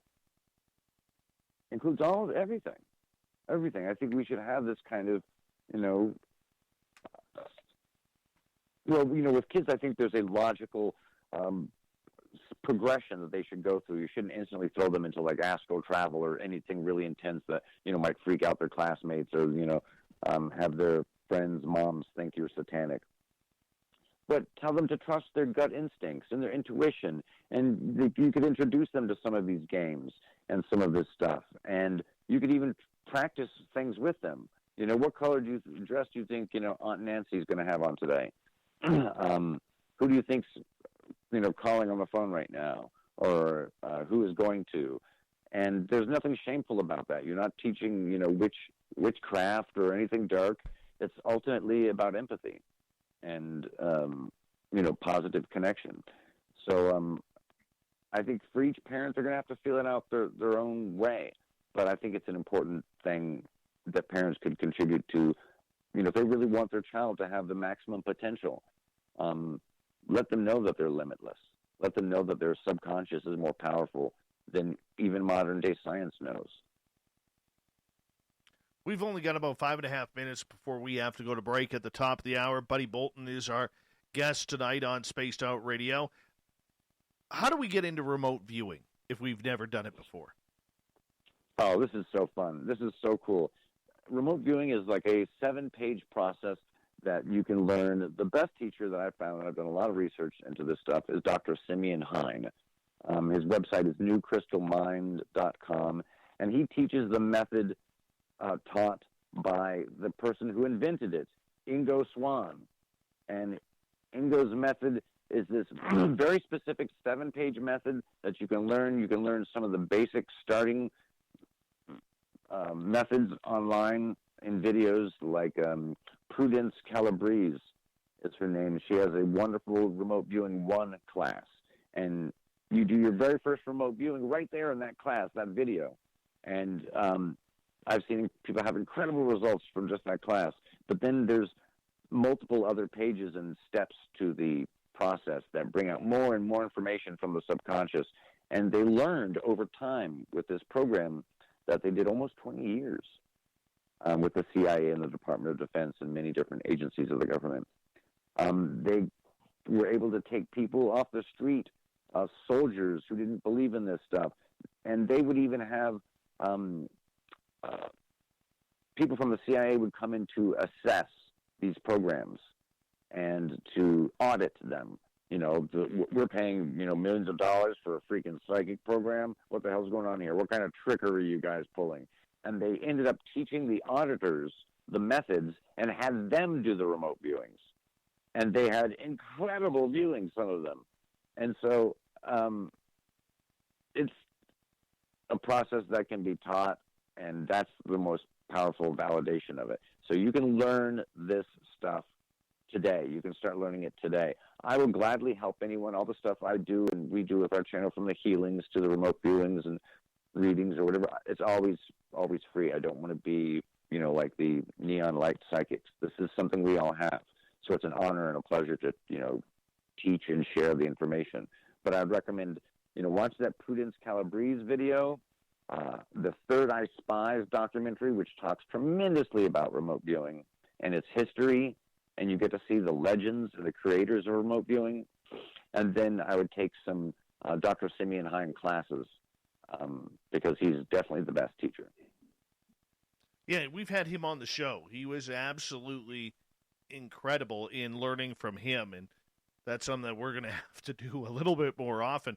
But when you remote view, for people who may not be familiar with it, what can you do? Where do you like to go? Wow, this is such a fun topic. It's exhilarating when you really think about it. You can go any place, anytime, basically. And you can come back with evidence that can be validated. Sometimes you'll be asked to do targets that cannot be validated, like, what is going on under the ice in Europa, buddy? And I can tell you what's going on there, and it won't be able to be validated for many years. But the only way to know how accurate you are with unverifiable targets, the only way to know how accurate you are with unverifiable targets is to have a solid average from verifiable targets. So from targets that we can get the results from, how accurate am I? And if I'm up at an incredibly high percentile, then you would think my accuracy for unverifiable targets would be, a little bit less than that, probably. So, it's important to have a realistic understanding, but it's so cool. The things you can do, the places you can go, what you can accomplish. You can physically affect different things. You can experience all sorts of experiences you've never had, synesthesia. You can feel sensations that others are feeling. There's so many aspects to it that are wonderful when you break down these barriers, these self-constructed barriers we have, and allow your subconscious to make these connections and these events to happen and to nurture them and to feel like, you can't fail because you're learning each time. And you'll see over time your remote viewings will improve, the data will be more verifiable and accurate, and you'll have cooler and cooler experiences. Some of them are very sublime, where you just get the information comes from your subconscious. It's like the very first thing that pops to your mind, and it's a very sublime kind of experience. And other times, it's a rich experience, like you're being taken for a ride, and the data just pours out like you're watching a movie, or like a virtual reality where you can smell, touch, taste, and feel, and you're being thrust into this other experience. So it's a variety of different experiences. It happens different ways for different people and different times, but it is so cool, and the boundaries are still being explored. What's impossible? My friend, I'm going to get you to hold on right there because we are going to go to break here at the top of the hour. We have 30 more minutes with Buddy Bolton tonight. His YouTube channel, Alien Protocols. You want to subscribe and check that out. We're going to continue with the consciousness of the mind coming up next on Spaced Out Radio's Hour Number 3.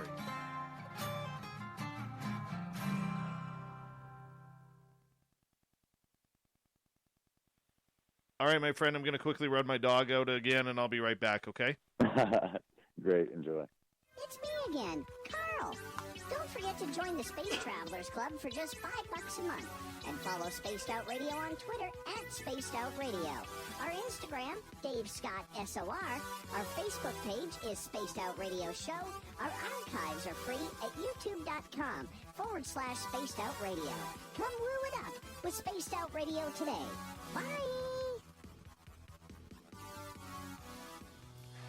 Hi there, this is the paranormal lawyer Michael W. Hall. I'd like to invite you to listen in each Sunday night where we're going to open up your eyes to everything strange and paranormal. I will be hosting some great guests with topics that affect us all, such as UFOs, ghosts, and everything paranormal. Let's learn together on Spaced Out Radio Sunday with myself, Michael W. Hall, the paranormal lawyer at spacedoutradio.com. We all know on Spaced Out Radio we love a good beard and mustache, so why not take care of your facial hair with Mighty Moose Beard Oil?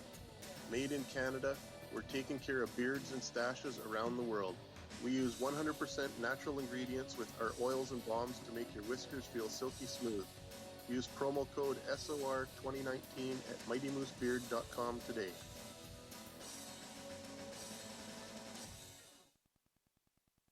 Hey Space Travelers, this is John Resig, founder of the Tribe and Tribe Charities. If you know anything about our website, you know we like to do things a little different. We're not some faceless organization collecting money for a nebulous cause. Our donor dollars go directly toward life-improving items. Then we give those items directly to an underdog who needs it most. To become a donor with Spaced Out Radio's official charity, Tribe Charities, just go to tribecharities.org/donate. For the price of 1 cup of coffee a month, you can become an SOR Space Traveler. The Space Travelers Club is a place where you can interact with other listeners, either live during the show or on our great forum. We want your stories, pictures, comments, and ideas. You'll get live video streams, exclusive content, and be a part of our newsletter. Stay in touch with everything SOR. The Space Travelers Club is just $5 a month at spacedoutradio.com.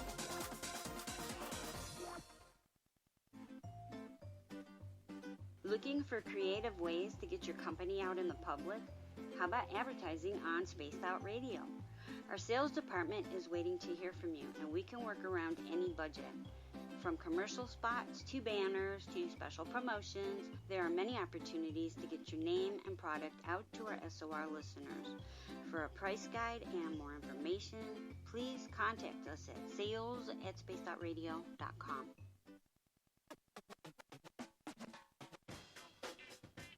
The SOR Vault is open for business, and we have some cool swag for you to pick up. All you have to do is head over to our website and click on the SOR Vault.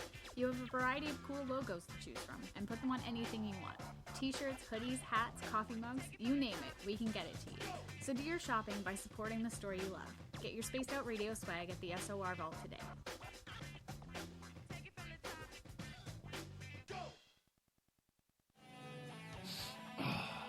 I'm feeling a little spicy tonight. What to do, what to do. Why not get bumblefuck?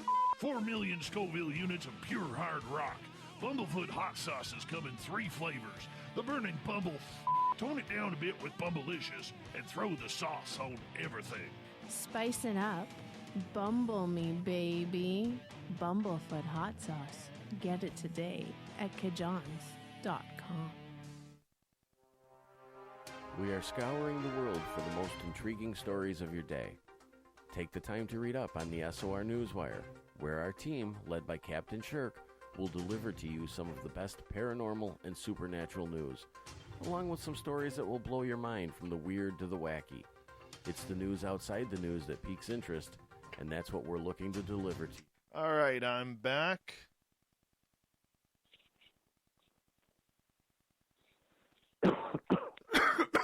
Excuse me. Me as well, pardon? I'm back. You? Half hour left, correct? Yeah, and when we get to the next break, just hold on. After I say goodnight to you on the air, just hold on, and I will say goodnight to you formally during the break. Beautiful. Looking forward to it all. Ow! God, that just stung. Oh, I just cracked my shin on my desk. That sounded loud. Yeah, that didn't feel good. Ooh. Oh, Nelly. That and the back.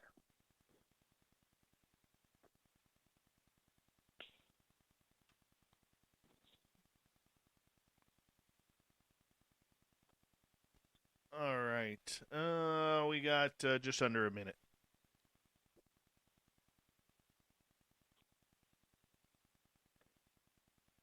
I'm usually not up this late. You're doing great. The miracle of coffee. And iced tea.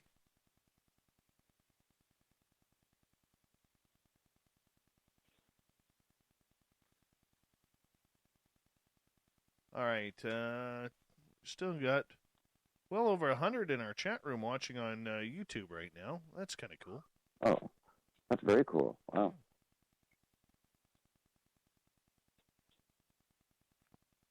All right, 15 seconds.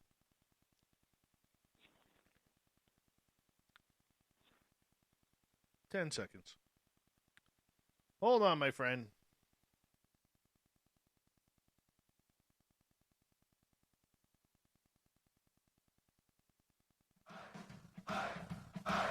If you'd like to connect with us, head to spacedoutradio.com for all your latest show info. Now, back to Dave Scott and SOR. Third and final hour of Spaced Out Radio is underway tonight. Thank you so much for taking the time to join us. We really do appreciate it, as we want to say hello to everyone listening in on our terrestrial affiliates around North America and digitally on TalkStream Live and Revolution Radio. Remember, you can check out all of our archives for free by going to youtube.com/Spaced Out Radio. Just do old Davey the favor, hit that subscribe button. The Desert Clam has set the password for tonight in the SOR Space Travelers Club. Macadamize. Macadamize is your password. Use it wisely, Space Travelers, as the Clam sets the password each and every night right here on Spaced Out Radio. Our website is spacedoutradio.com. We have a plethora of features for you, including rocking out to Bumblefoot and reading up on Captain Shirk's SOR Newswire. Follow us on Twitter at Spaced Out Radio and on Instagram at Spaced Out Radio Show.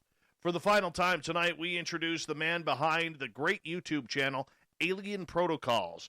Buddy Bolton is his name, and he's been giving us some great information on how the conscious mind works, and we're going to continue with that right now. Buddy, welcome back. Thanks, Dave. Glad to be here. Boy, you speak of Simeon Hine, and the next thing you know, Simeon Hine shows up in our chat room on YouTube.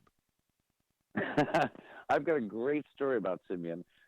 How we first met,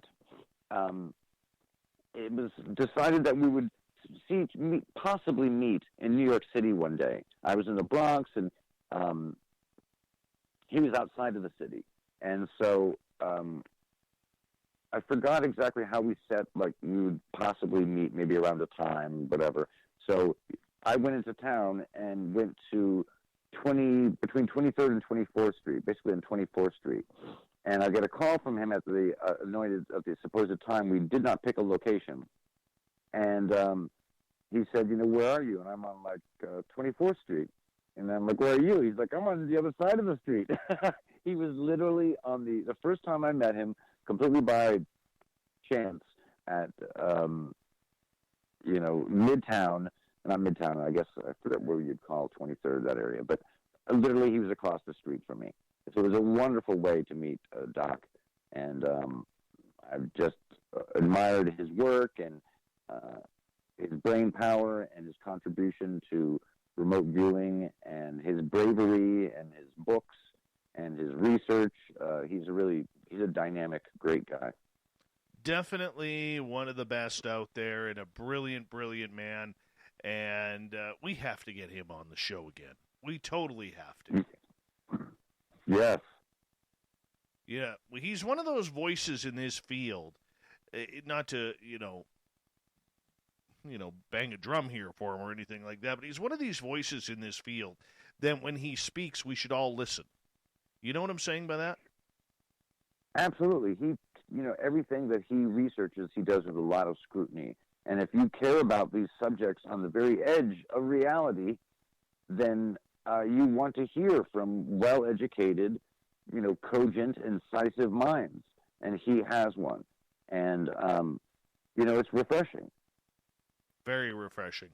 Very refreshing. All right, we were talking remote viewing and the power of the brain in able to travel anywhere that you want to go on this planet or off planet. We also know that the governments of the world, especially the United States and Russia, have experimented with this to try and get an upper hand on what is going on with their personal adversaries. Do you believe that, that nefarious way of remote viewing is still going on? Well, in the public domain, there's a lot of information that would indicate that. That the official exploration of these abilities did not stop, 30 years ago, 40 years ago. There's been articles about Russia having, I think it was either 3 or 5 buildings across Russia dedicated to the detection of talents, and then the nurturing, and then the use of these talents. China has a very well-documented history of exploring this stuff and working with scientists and producing some incredible results. And if you go to the CIA reading room and other places, you can read about China's psychic spies and China's documented cases, and they even have, pictures and video and film of doing extraordinary things, not just remote viewing, but passing metal through other objects, passing one object to another object. And if you look at the Chris Mellon leak, once again, from ATIP, I was talking about earlier, they talked about these vulnerabilities that the U.S. has. One of them was automatic sensor disassembly. So ATIP and the military had experienced, it was instantaneous sensor disassembly. The military had experienced situations where, when encountering UFOs, some of their equipment was disassembled instantly. And this is also something that you've heard of with Skinwalker Ranch and other places. So the powers of the mind are not something to be trifled with. What about for astral travel? That's something that it can be taught. There seems to be a more of a natural proclivity for it to others. Some people have it more than others. Very famous psychic Pat Price did astral travel as well. And he was incredibly accurate, and it offers different possibilities than traditional remote viewing offers. And it's something that I've done even as a kid, lying in my bed before bedtime, flying through the universe. We all kind of do that. And taking that to another level and continuing to do it allows you basically to do astral. If you're getting that information from that still subconscious realm, that those gestalts are what's filling your astral experience, then you will have accurate astral information. And astral travel is a real technique, and it's a very productive and dynamic technique, but it's definitely an advanced technique, and not everyone can do it or has that much success with it. Do you practice it? It's been my favorite and kind of a natural thing. I guess you could call it astral. There's a lot of different things you could call it, but I think I've done that naturally since I was a kid, able to fly my mind over the golf course and see this girl I like, kissing another boy and knowing it, or in my mind able to do that, to look for a parking space, and it being there, and things like that. I think for me it's been a very natural thing. I've tried to teach it. Some people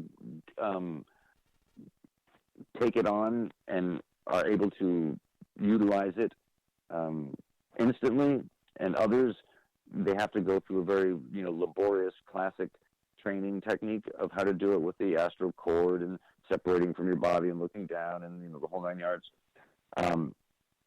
So it's different. I guess it's kind of like a musical talent. Some people have it naturally, and some people don't. But you can learn it. Where have you traveled to astrally? Different times, places across the universe, different civilizations, different planets with life forms, oceans, nebulas, magnetars, so many different places. Every place that you could, want to know some answers, I have tried and had success in a lot of them, going beyond our universe to other universes, trying to get a bigger picture of the multiverse. I've been to a lot of the different planets in our solar systems and moons, and been able to see life 9 different places in our solar system alone. So it's pretty cool. And some of the stuff I've written down, and if in the future they find the type of life and the different things I've described at different locations in the solar system, then it'll be a continued validation. Ingo Swann was able to do that, and had his astrals validated later by, I forget which spacecraft, but he said that there was like a little tiny ring around Jupiter and not just Saturn. They were like, what? No, there's not. And when they sent the probe there, they actually saw that little thin ring and different things. So, yeah, I've gone a lot of different places, and it's wonderfully gratifying. Okay, for a lot of skeptics out there, they may sit there and say, look, how do we know this is just not imagination, that we are traveling to all of these places, but rather an actual out-of-body type experience? Well, it's conceivable that I'm a very intelligent guy, and I can, even if just subconsciously perceive things that are more statistically probable places than other places, and maybe that plays a partial role. Maybe, I'm very open-minded about it. But the thing that seems to be stunning and at the same time perplexing and wonderful is accuracy. The ability to do it time and time again and come back with accurate information and prove I'm able to float over someone's shoulder and see what they're seeing time and time again. And when it happens to you and you experience it, it goes to a different level. There were skeptics that met me through social media. One of them, Kikadu, who's on Twitter, and he tested me and with 3 different targets, and I got stunningly accurate down to naming the targets, like a stop sign. And another gentleman, the same thing, just gave me a target number and was testing me. And from my vision and astral and the whole experience I had, it was a very rich one. I really described that target incredibly well. There was a white cow on it, and it was basically an ancient depiction of Hathor, the god. And I said, I'm getting a kneeling, and there was someone kneeling and praying in front of the white cow, which I said there was a white cow. And I described also, I said it was a depiction, an ancient depiction of something older. And I mean, I nailed this target like so incredibly well. So accuracy is the best answer to skeptics. And the skeptics should be skeptics, but they should not be irrationally closed-minded to the scientifically verifiable and repeatable abilities of some people. So not everyone is great at this, but everyone has the ability and everyone can improve. So those skeptics, just go to a good practitioner, and you'll experience something absolutely mind-boggling. Okay, so if we're able to travel anywhere we want, off-planet, meet up with other alien species, when that connection is developed, does that connection stay with you? So if they let me expand on that a little bit. So if an alien species is traveling here, does that mean they're more likely to get in touch with you? Well, I frankly, I don't. There's so much I don't know, And as time passes, it seems like I'm unlearning. I know less and less the more I experience things. But I don't know if you can. I don't know what all the parameters. So I don't know the answer to your question about what they can do and what they can't do. In my astral experiences, I've never sat down at a table and talked to an alien. It's always been like I've seen these creatures from a distance, or I'm invisible over their shoulder, or I see them from a distance. I don't try to bust into a party and be like, "Hey, what's going on here, aliens? What are you guys doing?" Or whatever. I haven't tried to, do overly personal interaction. It's just been more observational. And maybe I should try more and more of that. But have you ever? I don't know what they would do. Have you ever picked up on people remote viewing you? No, but I've picked up on people looking at me or seeing me, and there's been a lot of tests to this. It's a very interesting phenomenon that's had a lot of different studies done on it. People can tell when they're being looked at. Yes. It's very weird, and they've reproduced this experiment time and time again, and people can statistically accurately tell when they're being watched. And I felt that before, but I've never felt like someone remote viewing me before. And I wouldn't care, I have nothing to hide. Kind of like how I feel about cameras in society. I'm like, fine, videotape all you want. But if you're going to videotape me, we should have access to you too. If the government wants us to be transparent, the government should be also. I remember I was having a conversation with a government remote viewer. He was a contractor. And him and I were having a conversation about some very private details. I'm not going to get into it. But him and I both picked up on a remote viewer listening in on the conversation. And the way each of us was describing him at the same time, it was eerie because we were literally describing the same dude, with thinning top hair, hair on the sides of his head, glasses, very meek, like 5'7", 160 pounds. We were just absolutely describing him to a T. And it was funny because afterwards, after we described him, he was like, "Oh, crap," and turned it off. And all of a sudden he was gone. Well, I believe that because, first of all, there's two people there, and the amount of there's a lot of anecdotal evidence that goes exactly to what you're saying. So I've viewed, I don't know if I can talk about it, but I've viewed people who were investigating others, and but not necessarily just through esoteric means, through electronic and other means. So I've been able to see that, but there's many levels to this, and I think very little is impossible. And I think the sentiment that you both felt there at the same time, especially since you described the same physical features, was a real experience. Well, I think what it is too, because Virgil in our chat room says, how do you know that was him? You can tell the energy when you're being viewed. All of a sudden, for no reason, goosebumps go up on your body, and it's not cold out.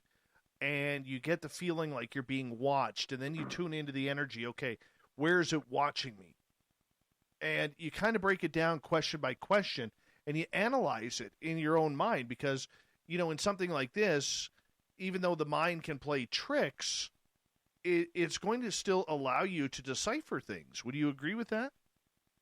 Oh, absolutely. Absolutely. And sometimes your conscious mind is led by, your subconscious mind is almost like a complete stranger that is your Siamese twin who speaks a completely different language than you, but has more information about you than you have about yourself. The conscious mind is like an iceberg. It's just 10% floating on the top, and 90% is all this incredible functioning that's happening under the surface that's interacting with our reality. And that subconscious mind, the more you get to know it, the more you listen to those gut instincts and feelings. Oh, I feel that the guy's bald. I feel that he's got a little fur on the side. I feel like I'm being watched right now. you cannot discount those feelings, especially when they come from that place where, signals come from, when they talk about signal versus noise. Agreed. And you start to get more familiar with it, like a bird song. It's like, oh, that's a canary, or that's a cardinal. I recognize that chirp. That's a cardinal. You recognize these sensations. And you obviously are someone who's been exposed to this stuff and not, had shame forced upon you for being open to experiences and then experiencing different weird things and describing them accurately, as you just did. Dude, I have no idea. I've never been trained. I just have no idea how I know how to do it. I just know that I can. That's the weird part for me. No, I don't even think that's weird. It's your belief. I can do it. That's all it takes sometimes. For CE5, I used to get really, deep into extra things to help. Like I would drink, mugwort tea to increase my gamma. I would do yoga. I would do certain types of meditation. I would do mantras. I would do, all these different things. And then at the end, you really realize all that stuff is kind of like a crutch. It's kind of like a magic feather. It's a safety, training wheels for you. And once you realize that, you've already learned through habit and repeat action how to access these abilities and those signals that are very sublime at first, but become recognizable as you do it more and more. And, that's the signal. That's the thing I've got to listen to. That's the information that's accurate. I love how my good friend Eugene says in our chat room, the subconscious is the conscious mind of your invisible spirit body. Oh, I love that. That's wonderfully, wonderfully said. There's something in Buddhism called the Manomayakaya, which is the mind-made body. And there is this kind of separate you that can travel, this mind-made body. And they describe it as, a sword in a sheath. The sheath is not you. The sword inside the sheath is the real you. That's the Manomayakaya. That is the spirit that is underneath the surface. That is you. That is more powerful than you know. And the more you say yes to it, the more you do not limit it, the more it's able to express itself and its abilities. The Buddhists 2,000 years ago talked about these remote viewing abilities, being able to see other villages, and the Puna people right now in Borneo talk about how they can see where their other tribes are when they go into something called dream walking. And in their dream walking, they will look for where their other tribes are, because it's a dense rainforest and there's so many, hundreds of miles, and they can find each other that way. And, because the culture is open to it. And, in the West here, we're very sheltered, and we need to loosen up a little and start exploring the power of consciousness, and we will have richer lives. All right, we've only got like 35, 40 seconds left with you tonight. Do me a favor, tell everybody on our panel, our listeners, everybody, where they can find your work. They can go to Alien Protocols on YouTube. If they would like any tips, healings, readings, stuff like that, they could email me at alienprotocols@gmail.com. And that's really it. There's never a charge for anything. If people want to donate, they're welcome to. But it's really about sharing, this love and resonance and empathy and information with each other, because we're all learning. And I'm just very thankful to be on this path, and thankful for the support of so many, and thank the listeners for staying with us tonight and listening to, my perspective on these amazing experiences. Amazing it was, my friend, and I say a big thank you to you for coming on Spaced Out Radio for the first time, and hopefully not the last, because I had a lot of fun with you tonight, buddy, and I hope that we did enough for you to want to come back, and I know our audience would love it too, so thank you so much. Coming up next, we have the SOR Newswire and the Thought of the Day. Stay tuned. More Spaced Out Radio coming up right after this.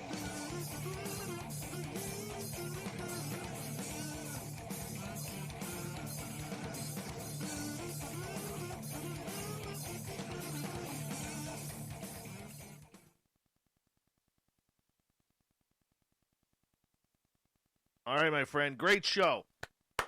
That was fun. Next time we should do some stuff.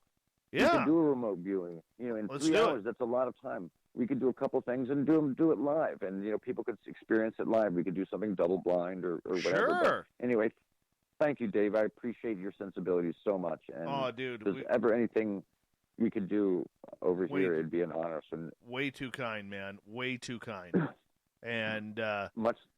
Yeah. Hey, do me a favor. Next time you're out remote viewing or you're having a conference or something with someone where you just feel like you're being watched, tune into it. Mm-hmm. Tune into. Oh my gosh, I'm like having deja vu here for a second.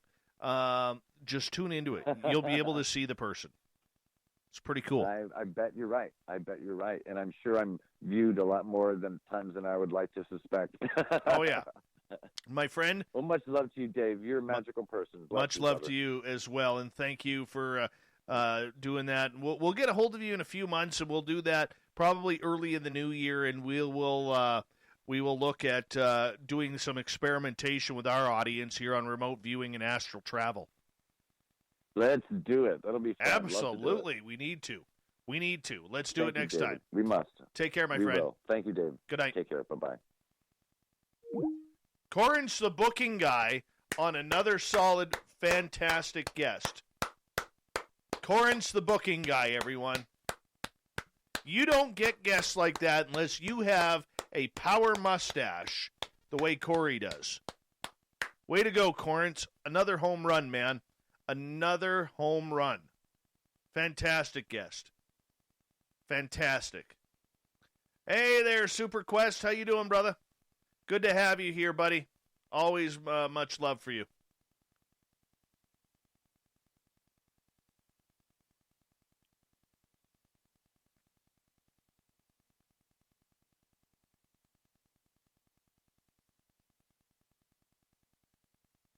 God, that was fun.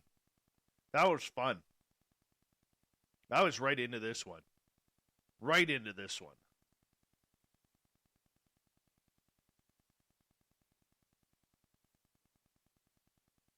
Lots of fun there, man. Lots of fun.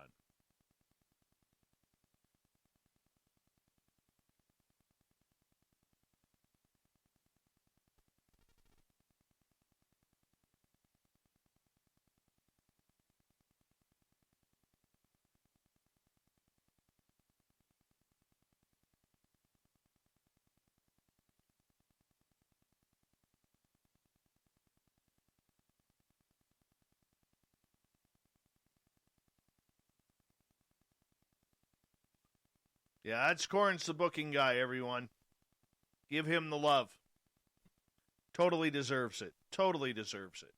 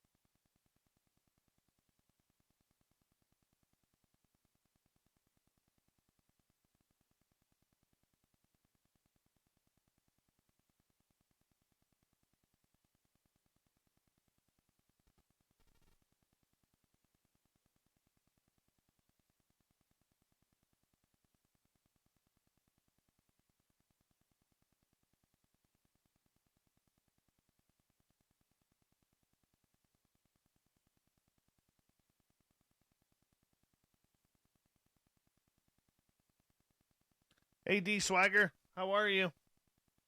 Thanks for coming on in.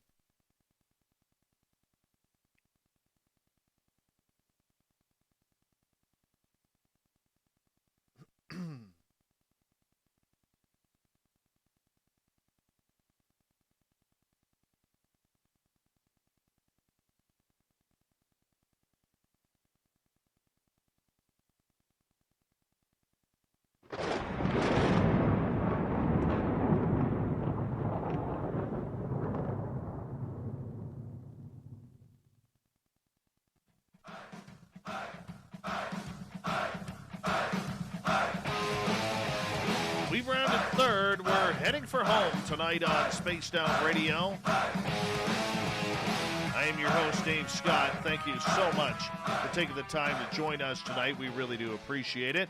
Want to remind you that if you've missed most of this show or others, check out our free archives by going to youtube.com/Spaced Out Radio. Just do me the favor, hit that subscribe button. Our website, spacedoutradio.com. We have a plethora of features for you, including rocking out to Bumblefoot and reading up on Captain Shirk's SOR Newswire.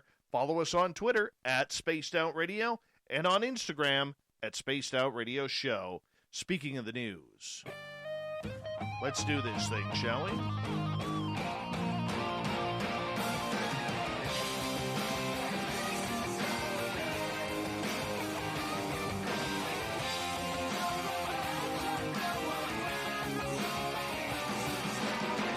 The news is always changing, which is why we bring you the SOR Newswire at the back end of every show, where we get to the weird, the strange, the wacky, and sometimes the odd. 3 men had to be rescued by firefighters after they got stuck in a tumbler dryer in Essex in the United Kingdom. Essex County Fire and Rescue Service were called to a derelict laundry site in Bower Hill this past Friday. They found 3 young men, all believed to be in their late teens, stuck in the industrial-sized dryer. While 2 of them had successfully climbed in, the third had got his ankles trapped in the door. The fire service had to be called out. Helicopters came as well. And an ambulance service and their hazard area response team were all there to help free the young men. They used a range of heavy equipment and removed the dryer door so the third man could free himself.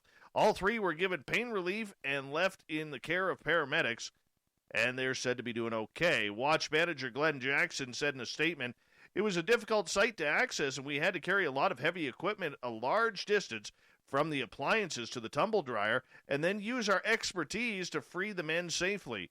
We used a range of equipment to free the casualty's ankles and allow him to crawl into the tumble dryer. The HEMS team gave them pain relief, probably a good knock in the face, saying, 'What the heck are you guys doing?' And then they managed to move to the door, again using a range of equipment so the men could crawl out." You know what? I got to say this.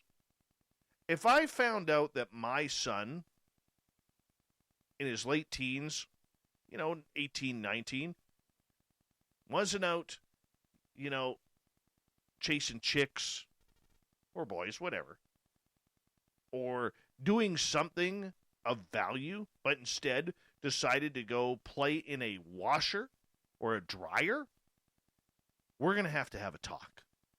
We're going to have a big talk. Because there is no participation ribbons for things like this, people. Nothing. You know what? This story actually freaks me out. Totally freaks me out. And how lucky are these people? A train driver in the Netherlands had a lucky escape thanks to a fortuitously placed art installation. Now, if you haven't seen this coming out of the Netherlands, near Rotterdam, this is amazing. The photos are incredible. A metro train crashed through a barrier at the end of the track shortly before midnight last night, but rather than plummeting the 32 feet into the water below, guess what happened? This is amazing. The train was left suspended dramatically in the air. How, you may ask? It ended up being delicately balanced on a large sculpture of a whale's tail at the metro station. We were trying to decide how to bring the train down in a careful and controlled manner, one official told the Dutch national media. The driver, who has not been named, was able to leave the empty train by himself. He was taken to hospital for a checkup and is not to have believed to have suffered any injuries. The sculpture, titled Whale's Tails, is the work of the architect and artist Martin Struis, and his art was erected in the water at the end of the tracks in 2002. Mr. Struis told the media that he was surprised the structure did not break. It's been there for almost 20 years, and actually you would expect the plastic to pulverize a bit, but that's apparently not the case. I'll make sure that I get a few photos, he added. I could never imagine it this way. I mean, this train is balancing on this statue of a whale's tail. Unbelievable. And thank goodness that the train was empty, because that would have been a bad day for a lot of people. A food stall owner in India has filed a police complaint against a blogger who helped him get business. Gaurav Wasan's viral video in early October showed Kanta Prasad crying over the lack of customers at his stall in Delhi because of the pandemic. The video moved people, including celebrities, and they responded to Mr. Wasan's call for donations. Mr. Prasad has now accused the blogger of misappropriating funds collected in his name. Mr. Wasan has denied the allegations. The latest event has soured what was a classical social media story that made Mr. Prasad and his wife Badami Devi famous overnight. Many people donated money and also flocked to Mr. Prasad's Baba Kadabi to eat. Looking at the photos, this guy's food looks amazing, by the way. Absolutely amazing. Anyways, many people donated money. People also wanted to praise Mr. Wasan for highlighting the story and crediting him for bringing a smile on the elderly couple's faces. But the story seems to have come undone because police officials have confirmed that they have received a complaint and have started an investigation. However, no charges have yet been filed. Mr. Prasad has accused Mr. Wasan of deliberately sharing his account details and collecting a huge amount as a donation. The stall owner said that it's literally around $2,688, which equates to about 200,000 rupees in India. But Mr. Prasad has allegedly stated that the donated sum was much higher. However, Mr. Wasan has said that he transferred all the money he received to Mr. Prasad. He admitted that the allegations were baseless and people were just trying to defame him and create negativity around the name. When I shot the video of Baba Kadabi, and I did not imagine that it would get the kind of reception it did. I asked people to transfer money to my account for just one day. In the video that was uploaded to his YouTube channel, Mr. Wasad said that the donations started pouring in around October 7th to his account. On October 8th, Mr. Prasad and Mr. Wasad shot a video together asking people not to donate money anymore as enough had been deposited already. I was trying to protect the guy. I told him we will raise some money for you. He did not ask me to mention his bank account.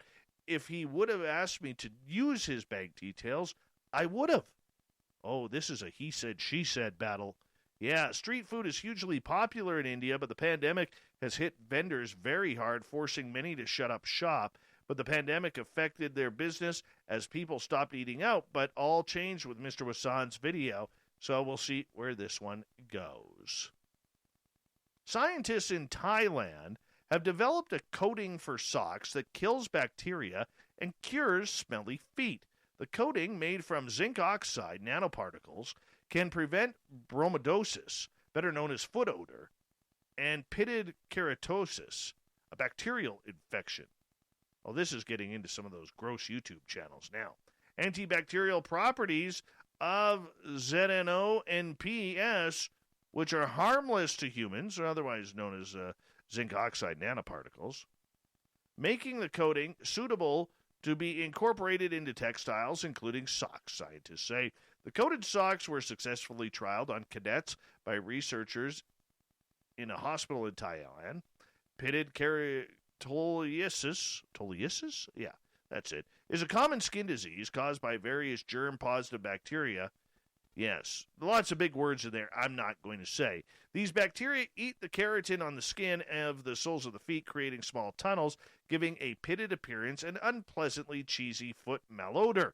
It is commonly found in young adult males, especially in soldiers, miners, and athletes. The researchers were following up from a 2018 study, including the prevalence of fungal foot infection in Thai naval cadets. While completing an internship as a naval officer in the medical department, I saw a high number of foot infections in military personnel, said one doctor. I wanted to find a way to prevent and treat these fungal and bacterial infections in those conditions. Well, here come the socks. Here come the socks. Cadets were assigned to a 14-day field training course where they were then randomly assigned the coated socks and uncoated socks. And who wore the socks? Yeah, they found out that some got good foot fungus, others did not. And I'm sure we'll see this in North America pretty darn soon. I'm sure Nike will jump on it somewhere. Let's head over to Vancouver Island here in British Columbia, where a man is now facing charges after choosing a poor time and place to let his creative impulses flow. Nanaimo RCMP, that's where I started my radio career, in Nanaimo and Parksville. Well, Nanaimo RCMP say an officer was called to a Tim Hortons. Terrible. Ruining a Tim Hortons. A cop at a donut shop. Imagine that. This happened on Sunday when staff reported someone had just spray painted their shop floor. The suspect was gone by the time police arrived, but as the officers was taking photos of the damaged floor, a bystander noticed someone was now spray painting the RCMP cruiser parked outside. Constable Gary O'Brien, he's a one-ard Gary, not a two-ard, said the person was meticulously painting the windshield before delivering a final blast of paint on the side of the cruiser as the officer ran up. The officer goes outside, and there's a guy going to town on the hood of his car, O'Brien said. So he gets arrested, and to make matters even worse for him, after the officer picked up his personal belongings, he found a small quantity of crystal meth inside. So this guy must have been transplanted from Florida or something. So he cooled his jets inside our cells for a while. The 24-year-old suspect was promptly arrested and is awaiting a court date in February on 2 counts of mischief. O'Brien says the officer was able to remove the spray paint using graffiti wipes. Isn't that cool? Isn't that nice? Here's something weird. Speaking of Florida man, this is actually a good Florida man move. Florida man who requires special contact lenses to see invented a robot to help people with dexterity issues insert and remove their lenses. Craig Hershoff, who uses special contacts known as scleral lenses, says he invented this voice-activated robot to help elderly patients and others with dexterity issues insert and remove their contact lenses without another person's assistance. This is cool. We've tried the device on elderly people. I'm elderly too, and it really helps with dexterity. They've all liked it and appreciate how well it works. The robot uses suction cups designed to create the ideal amount of suction to insert and remove the lenses easily. Hershoff's invention, the Clara lens robot, is currently undergoing clinical trials in Boston. He said he might have the U.S. Food and Drug Administration approval to market the device as early as next year if the trials prove successful. Good for him. That's awesome. Continuing on, a New York State father took what has become a family tradition to a whole new level when he built a 50-foot-long pirate ship in his front yard for Halloween. Tony DiMatteo said one of his 3 children initially requested a Pirates of the Caribbean-themed Halloween a few years ago, leading him to build a small pirate ship in front of the house in Churchville, just outside of Rochester.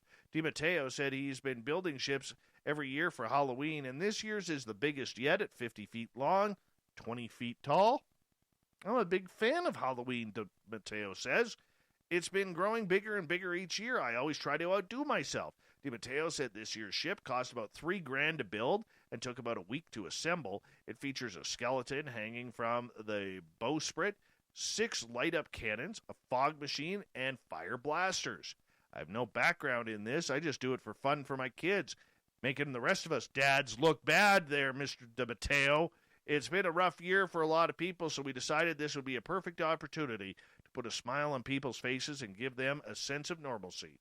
DiMatteo said he does not charge anyone to tour the ship, but visitors are asked to bring canned goods and open-door mission at Rochester Food Pantry. We got so many donations that my garage was completely full, and they're still coming to this day. That's fantastic. Fantastic. A Slovakian company shared a video of its maiden flight of its flying car, which the firm says it's hoping to bring to the market at some point in 2021.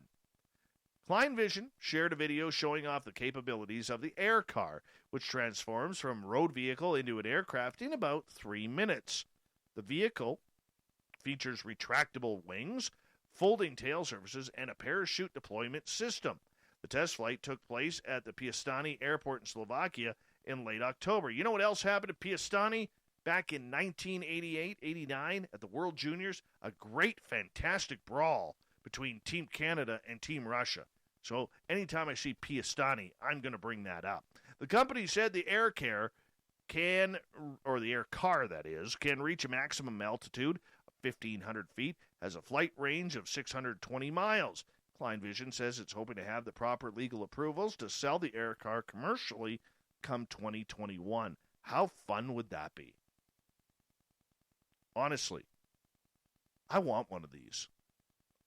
They're kind of ugly, but it's very cool at the same time. I want one. Totally. Oh, they're looking at building an amphibious model as well. Nope, not taking that one. Not taking that one. That could lead to sharks. Finally, on a scale of 1 to 10 on the ew factor, this one's about a 20. A historian who robbed the graves of 29 young girls and lived with the mummified corpses has refused to apologize to the parents. It comes as this gentleman appeals to be released from a psychiatric hospital so he could go and live with his new girlfriend, Anatoly Moskvin, from Novgorod, Russia. Turned the death children into dolls, dressing them in stockings, clothes, knee-high length boots. He applied lipstick and makeup to their faces. Oh, this is one sicko. Absolutely sick. Oh, there's the photo. Ugh. Anyways, the highly educated body snatcher and expert on cemeteries marked the birthday of each of his dead victims in his bedroom. His parents, who lived in the same flat in the Russian city, claimed to know nothing of his macabre activities. The grave robber has refused to apologize to the victim's parents as he attended a custody hearing amid his efforts to be released from psychiatric hospital to care for his elderly mother and live with a new girlfriend. These girls are girls, he said. There are no parents in my view. I don't know any of them. Besides, they buried their daughters, and this is where I believe their rights over them are finished. Finished? He goes, so, no, I wouldn't apologize. Moskvin also said he wanted to become a teacher of English to children after an initiative by Vladimir Putin to boost foreign languages in schools. Somehow, my friend, I really don't think you're going to get the time to become a school teacher.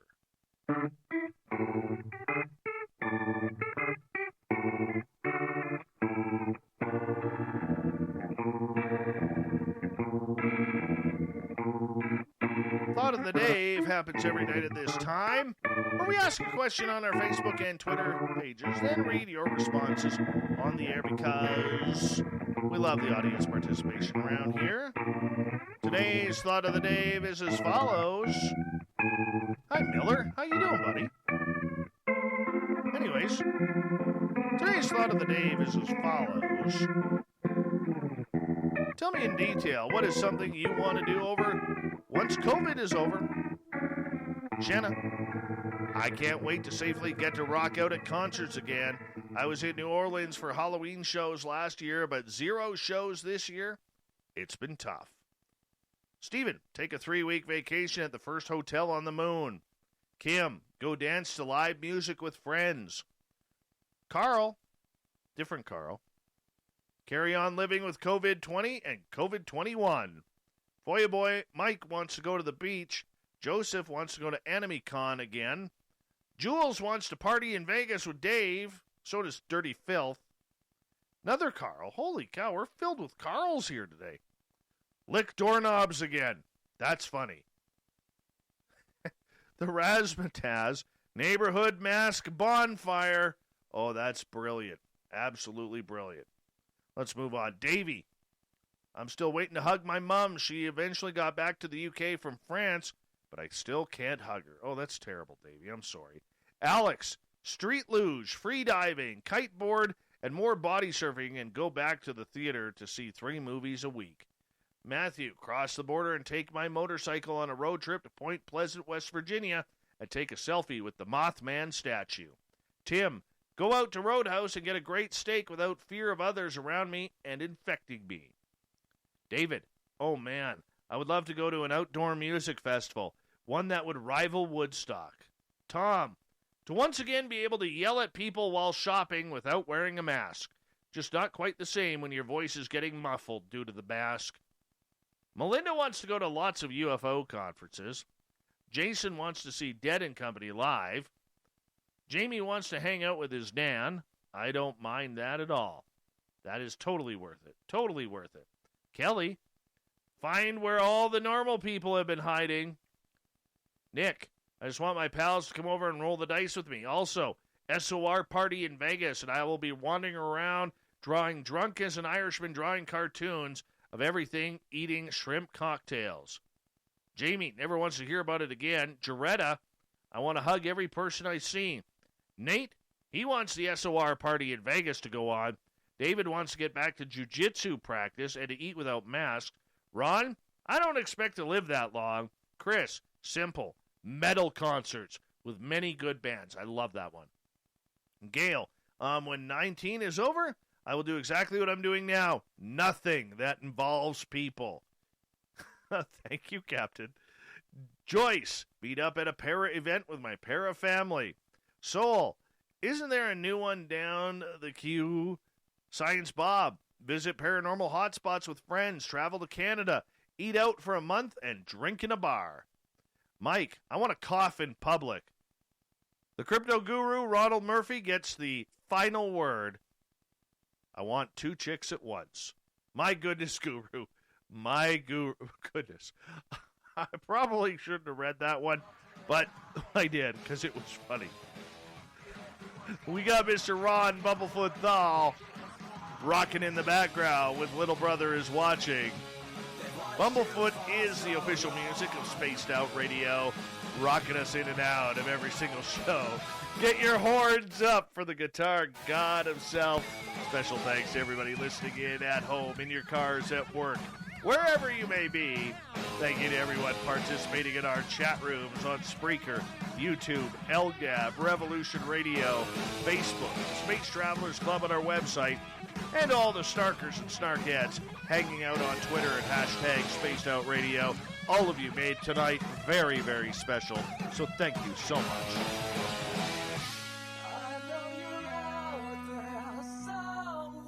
Remember, this show is copyright by Spaced Out Radio and SOR Media Ventures Limited. Thank you so much for choosing to share your evening with us, because together, my friends, say it with me, we own the night, Mr. Bumblefoot. We need a favor. We need you to take us home.